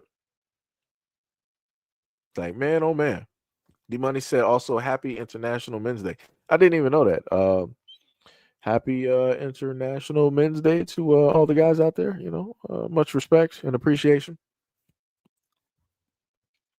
Sham said, I do know that Chicago does have job programs and free daycare. She can get a job and have someone take care of her kids. There is emergency housing too.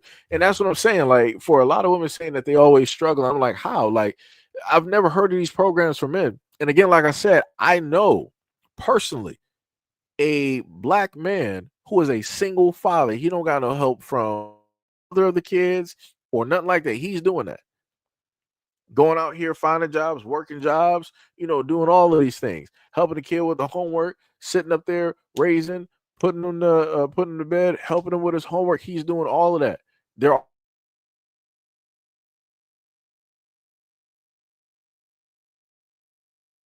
and to sit up there and even get anything from those programs because they're like, well, you're a man, so you should be able to just make something happen. Where it's women, they're like, oh my God, you're struggling so much. You have all of these kids. God.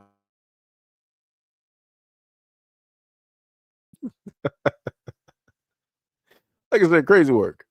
Of course, the $1 million is an exaggeration, but you get what I'm saying. You got women out here getting an exorbitant amount of money, being on government assistance, right? You got women out here on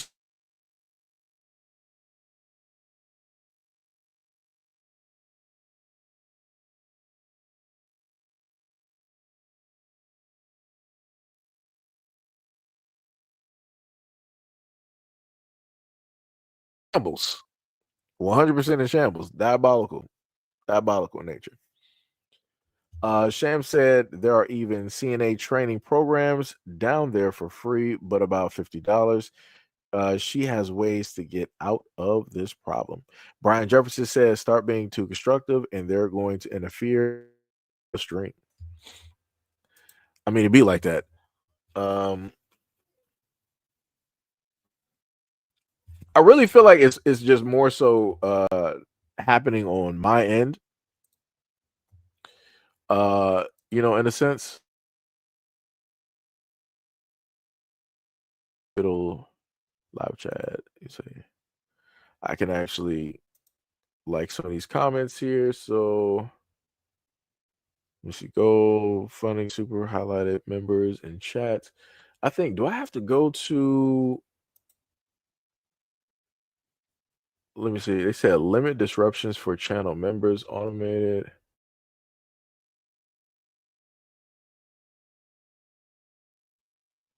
Okay. But I thought, wait, what channel? What am I looking at?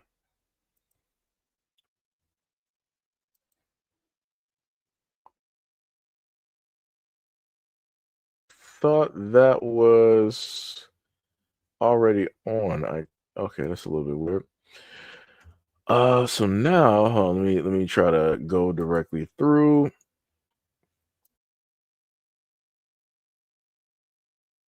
Running, where is the normal? I think this is the one. I'm just trying to make sure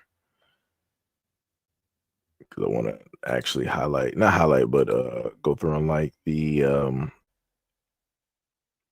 what's names, engage with your audience. I'm just, my bad, just don't mind me. I'm sitting up here looking through some of the things there. Obviously,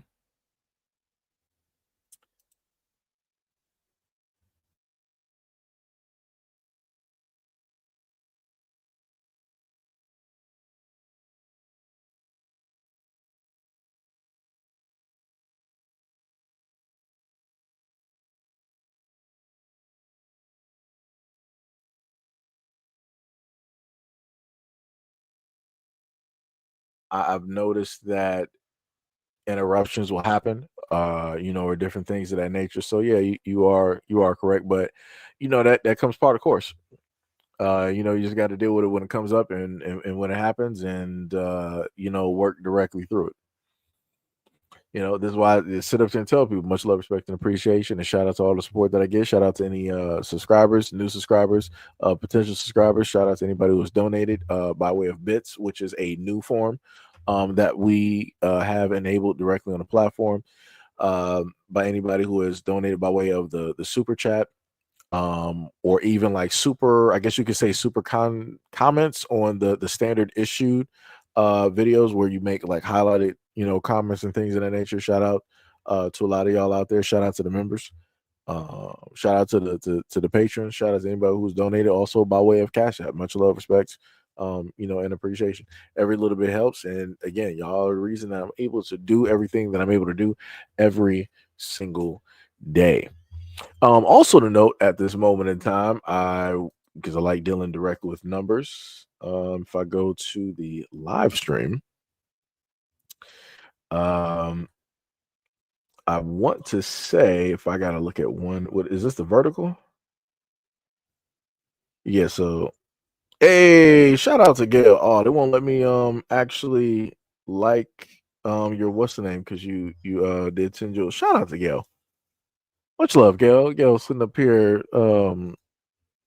you know donating to the channel. Much love, respect, and appreciation, Gail. Much love, much love, much love. Um, I forgot I was about to say something again, and I forgot. It just like slipped my mind real quick. But so far at this moment in time, we have actually had a solid 20K that pulled up to the live stream. You'll probably see it after the live stream is said and done. Because right now at this moment we've been going for about a good 3 hours, which it doesn't feel like it. Since I've actually been sitting here, it doesn't really feel like 3 hours, which is actually pretty dope.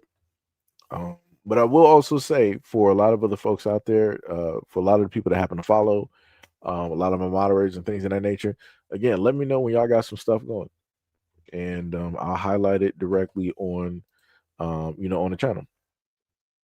That's my way of giving you guys thanks, and trying to do my best to show love and support for everything that you guys happen to do, things of that nature. Looking at the activity, what is this? Is this the long form? Okay, this is the other one, horizontal. On that one we had about like 432 views. Okay, like I said, it's not bad. It is not bad, not bad, not bad. I wish it would just tell me all of the funniest. Oh, the other thing too, Sham, that I remember you would talk about, channel that was running. That's the thing. Only had one channel running, but we got two different chats. Sham said, my job was to connect people to help men have some help, but I think it's not known. That's a good point, because like I said before, to me, it seemed, from my point of view, it seems as though that there's really no help. There's no type of sympathy or empathy for men out here, especially Black men who are single fathers. But you have actually worked in those areas, dealing with the communities and connecting people, so you have more insight than I do. D Money said thanks. I think that's what that is, the hands. Sham said, so you can get resume services, job training, and job loans. There's also programs for homeless. It's a bit harder to get men help, though. I remember being up late trying to research aid for men. Yeah, they try to make it pretty much near to impossible. Yo, Third Eye, what is up? What is up? What is up? What is going on? Okay, so that's dope. So they actually tell me who's on vertical and who's not. Okay, that's dope. Gail said, oh wait, Sham said Gail's first wife. Yo, Wild Williams, what is up? What is up? What is up? Said Yo Hito, what is up, Williams? What is going on? Third Eye said, I'm mad late. It be like that, man. It happens. Normally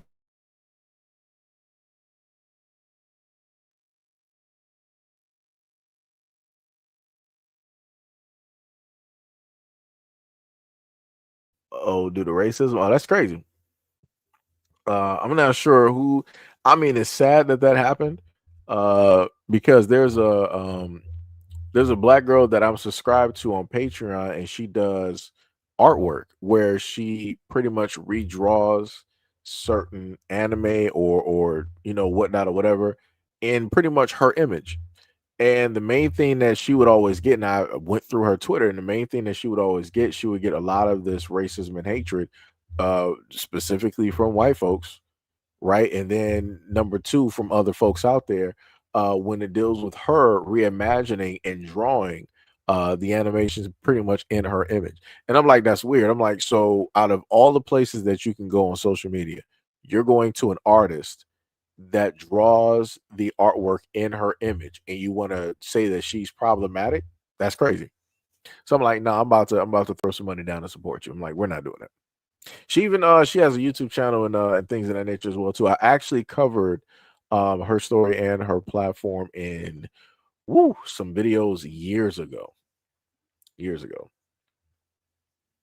But yeah, I'll try to look that up, and I'll do a video on that as long as I can keep that directly in memory.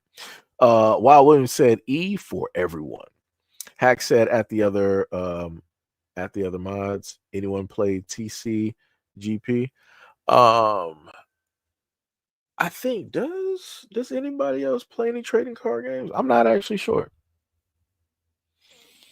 I'm not actually sure. I think I want to say we should. We might have some mods that do play some some trading card games. Not sure. Not sure. Not sure. Moko said I made sure to join Black Anything groups all over social media. Yeah. Yeah, I think I was doing that at one point in time. And then I forgot about it. I made sure to do that on Xbox, and I was looking at somebody, they had a large gathering of people on Xbox, and I'm like, dude, with the amount of people that you got here, you legitimately could have a platform. I'm like, you could just put your social media directly up here and have a platform, but a lot of people don't make moves, especially at the height of certain things. I'm at fault for doing things of that nature, but that was also because of lack of knowledge. So that led to failure in a lot of areas. So this is why I try to tell people when it deals with social media, I try to tell them and get them to move differently than I did, so that once everything gets rolling, you got everything specifically there, and dragging along with you as you're moving forward, right? Instead of trying to like catch up when you're at the halfway point, right? We got Hack. Shout out, much love, respect, and appreciation for the $2 donor. I think I'm pretty much hungry at this moment in time. So that's probably where I'm at right now with my mind and whatnot. But yeah, we've been going for about a good 3 hours and 12 minutes. Shout out to any and all folks out here that have been a part of the live stream. You will be able to replay the live stream. So if you like this in the horizontal or vertical, we got both formats directly up there for you, whichever one basically suits or benefits your taste and or your needs. The videos and things that we went specifically over, I will have that in a single form, shorter, digestible video directly for you. So just in case you ain't trying to really go through a good 3, 4, 5 hour video, whichever one that we just so happen to have, you can just so happen to do that at your own leisure. D Money said the McRib is back. The guy from Texas said, get IHOP like me. I gotta wait to sit up there and get that. Let me tell you, I gotta wait. I gotta wait. Yeah, we're gonna do that. We are going to do that though. I don't think I ever had a McRib. I don't think I did. I don't think I ever actually had a McRib. I've eaten other things on the menu, but not a McRib from what I can remember though. Sham said soup tonight for me. I am cold. Yeah, it's cold everywhere. Like at the moment in time, that I'm pretty much done looking for information and putting together videos. I'll sit there, I'll be in front of the TV relaxing, and then my feet are just cold. I'm like, and my hands are cold. I'm like, yo, I'm on the game and I'm moving my hands around. My hands shouldn't be cold, but it's really cold. It's like it's crazy work out here. You try not to turn on the heat because you ain't trying to have a high electricity bill. It's crazy work out here. It's diabolical with these electrical companies. Highway robbery. Third Eye said you never had a McRib. Yeah, I don't think I did. I remember it was something I remember like way back when it first came out, and I don't think I was able to get it or however that basically worked. Or maybe I wasn't interested, and then some time later it was a McRib, and I still didn't try it. And then even still now at this point, I don't think not that like I said, not that I can remember. The main thing that I can pull from memory is looking at other people have the McRib, and I probably at the time maybe I might have been Whopper. I might have had like a triple Whopper, because they went to McDonald's. I wanted Burger King, or maybe I might have had like a filet o fish or a double filet o fish, combo and stuff like that. So yeah. Key Ving, what is up? What is up? You said there's a PC game feature featuring the Chicago neighborhood Bronzeville that came out in 2024 called Time M. That's pretty dope. Sham said, LOL, yeah, it is. Brian Jeffries said, eat your fruits and vegetables, people, keep you sharp, and counterattacks disease, goes down easier in smoothies. Taste too. Yeah, it's true. That's something that I talked about before as well. Fruits and vegetables, smoothies. Like I said, I watch a lot of videos online. I can't even specifically give you a full 1 through 10 or 1 through 50 list, but there's a lot of stuff that I watch where it deals with health, exercise, flexibility, lifting, just like training and cooking and different things of that nature. So I know what you're talking about. Know exactly what you're talking about. D Money said it's not cold down here. Keep that weather up there. D Money said he in Louisiana. The guy from Texas said I had to make rib 10 years ago. Okay. Third Eye said you're about to get hooked on like drugs if he tries it. I mean, that's what people. It's like it's not that crazy. And trust me, I'm a food person.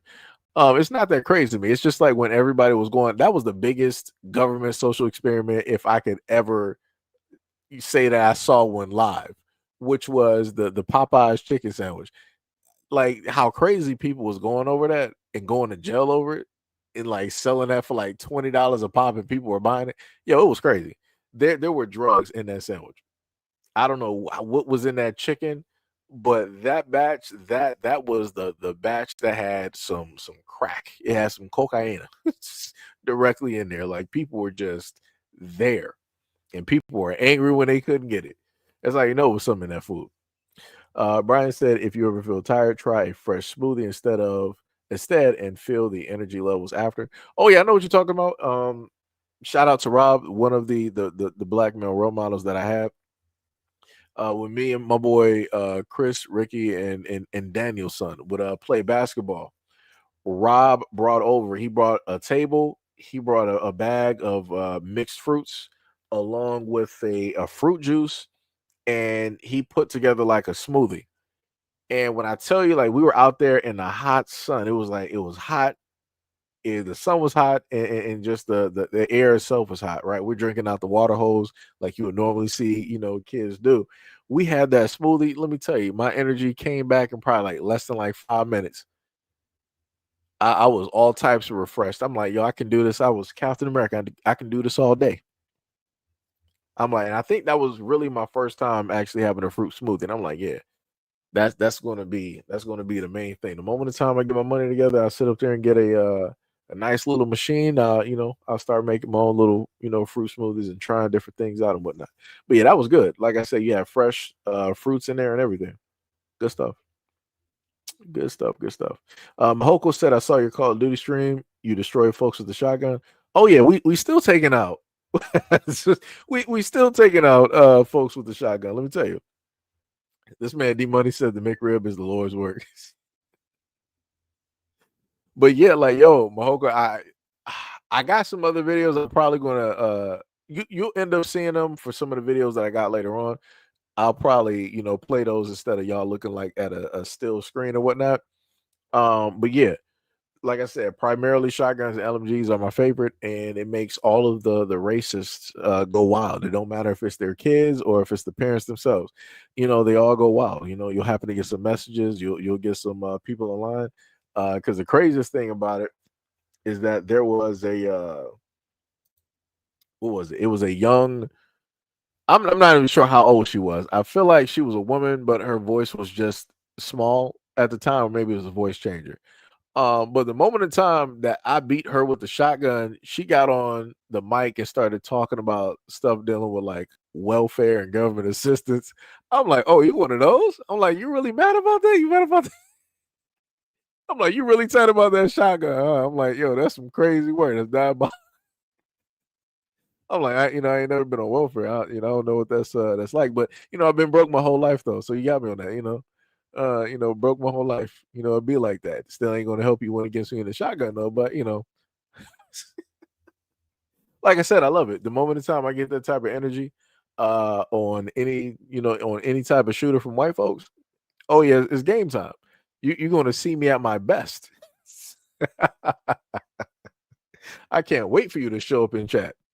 I cannot wait. Like I said, it's classic. And I done had a variety of white boys pulling up, just uttering slurs directly in there. And I'm like, dog, this is not going to make you any better. And this is not, no God is going to be able to help you when this next round, when this next round starts. It ain't gonna help you. Third Eye said, yeah, that issue was insane. Gail said, I try to forget that part of Black history.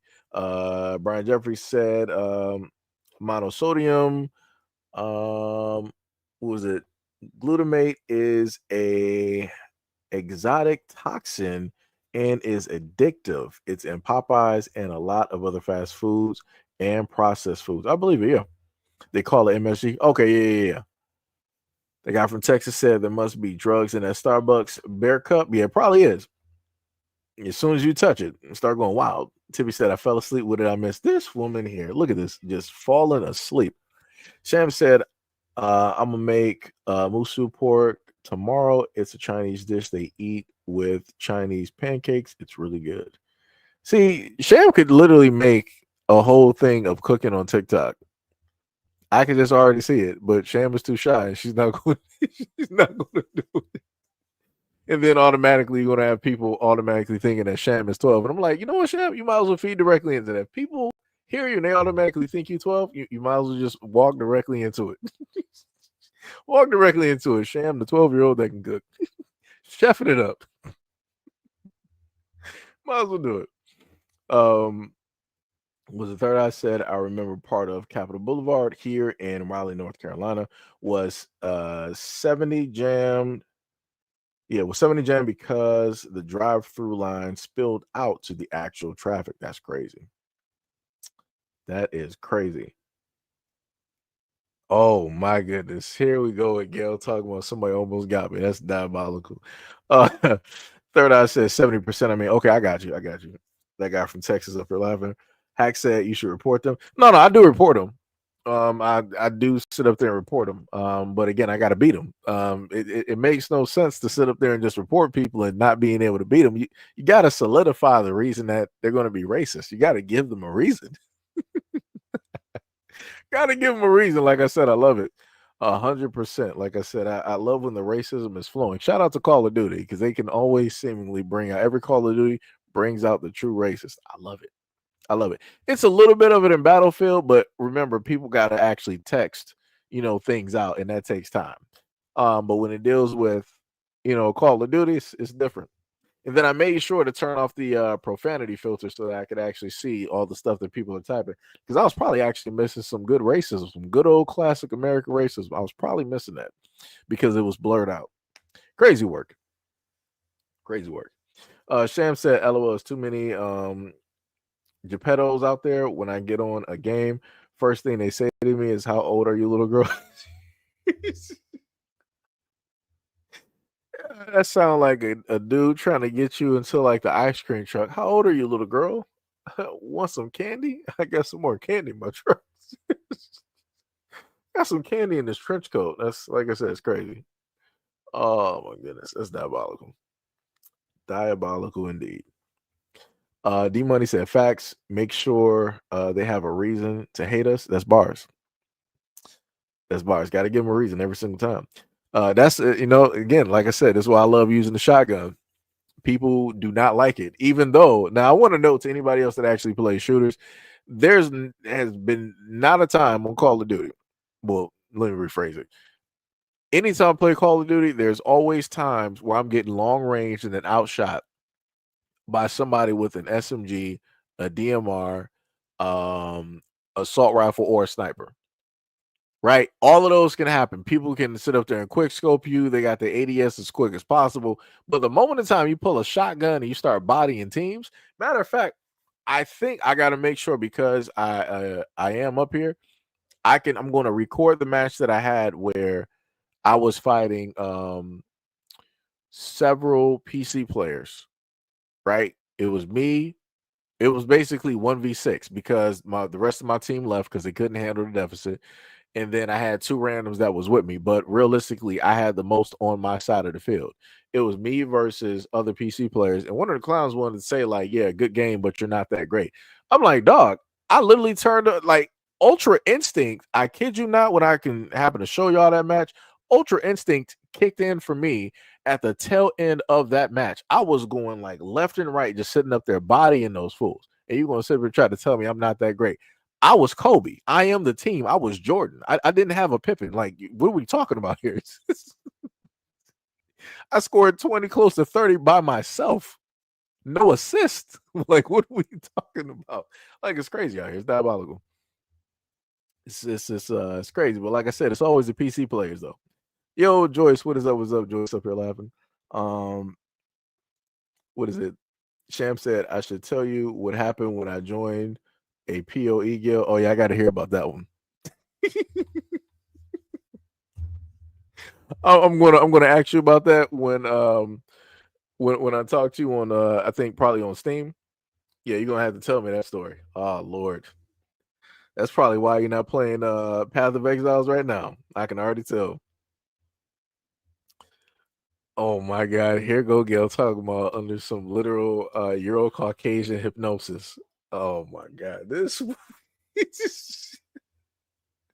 Gail be exaggerating. Oh my goodness, that's crazy. That guy from Texas said I like Medal of Honor. Yeah, that's a classic.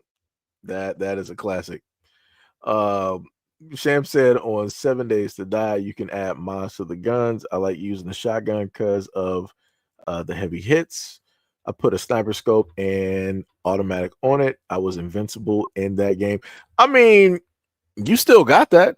I mean, I put scopes on a lot of my guns, especially like let's say if we're doing like Battlefield or Call of Duty. If I got slugs on my shotgun, oh yeah, I'm putting a scope on there because if I know that somebody is sniping, I'm about to peek around that corner real quick. Bow, just take him out. Man, let me tell you, it is so satisfying, so satisfying. Conservative said Call of Duty mobile. No, I'm talking about Black Ops 7 console. Shit, I'm talking about LOL. Third said there was a new aimbot device making the rounds on consoles and battle royales. Oh yeah, I know what you're talking about. I think you're talking about the Titan. I know exactly what you're talking about. Like I said, like they could curb a lot of this stuff if they start throwing a lot of these companies and the people that make this stuff in prisons. Because people like it's crazy that people will buy. They'll spend $60 to $70 on a game, and in some instances, they'll buy the special editions, which is like $70 to $80. Then on top of you doing that, you're spending money on the cosmetics. On top of doing that, you're paying for cheats. Like this could range anywhere from like 10 to like hundreds of dollars just to sit up there and win in a game that you're not getting anything from. Like that's crazy. Now, of course, you got some of these cheaters that are on YouTube that make money off of that content, or maybe on TikTok, but it's not a lot. You're not going to make a lot because the greater majority of people do not like cheaters in games. This is why I give a shout out to the one of the I guess the co-founders or the leads in Rainbow Six Siege, where he called out. He was directly in front of everybody, and he was like, "Yeah, F cheaters." I'm like, I'm with that guy. I don't even play Rainbow Six anymore, but I'm like, yeah, shout out to that man. Because we need a lot of other people who run these shooters. We need them to start standing up. Because, like I said, it's crazy that I got banned and I never cheated. but because people reported me for using a shotgun and bodying them, and they spam reported, I get banned. But yeah, you got actual streamers out here who make money from these shooting companies, and they get banned every single day because they're found to be using cheats or whatnot or whatever. Like I said, it's crazy work out here. It's diabolical. Let me see. Hack said based. Champ said yes, it is. I'm hiding. Hack said I'm had to deal with the ER and WoW and Battlefield. Oh yeah. Yep. Yep. And the crazy part is, like I said, that's how you know it's white boys doing it. Like they'll be the ones the quickest to sit up there and say something, not knowing who is even in the lobby. Right. All of the names could basically appear as whatever. And you'll just hear them basically call each other. I'm like, what? I'm like, y'all some weirdos. Straight weirdos. D-Money said, if you're not cheating, you're not trying. Diabolical work. That guy from Texas said, are they still selling the Soulja Boy gaming console, aka Nintendo knockoff? Possibly. I mean, they got a lot of those now, like, which is the funny part. And so it's like Soulja Boy was the first one being a rapper to like do something like that, but those consoles have always existed. But it's crazy that, you know, everybody basically clowns Soulja Boy for doing it. But yet you have those emulator consoles out here. Like you got people that got like GameCubes, PlayStations, all of this that are like emulators that run a whole bunch of things. You know, but hey, it's diabolical. It is diabolical. But yeah, that's pretty much it. I ain't trying to keep y'all here for for a good 4 hours or whatnot or whatever. But yeah, like, share, and subscribe. Get those likes directly up. Because in a lot of instances, we sit up and have these live streams, and I'll look at the amount of views, and then I'll look at the likes. I'm like, yes, the math is not math. The math is not mathing at all. What was it? Shem said, I swear it said you'll always find the weirdos and MMOs. Oh yeah, it'd be like that. It'd be like that. Yeah, once they hear your voice, Shem, it's over. It's over. You should be working with Chris Hansen. That's you could be working with Chris Hansen making a lot. Matter of fact, Shem, that could be an idea. That could be you could formulate a sting operation. And you can find these guys on Roblox. You can find them on Fortnite and all these other places. You could very easily find these dudes. I'm telling you, it is money directly in that. What was it? D-Money said SEIJIHITO is being anti-black. Here we go. This is what Tibby talking about. He probably got her number. That's wild. That is diabolic. I swear to goodness. It be your own people. It be your own people, I tell you. But yeah, much love, respect, and appreciation. Thank y'all for being here and taking part in the conversation in the live stream. I'm actually pretty happy that this actually worked out, because the previous live stream, it didn't work out that well.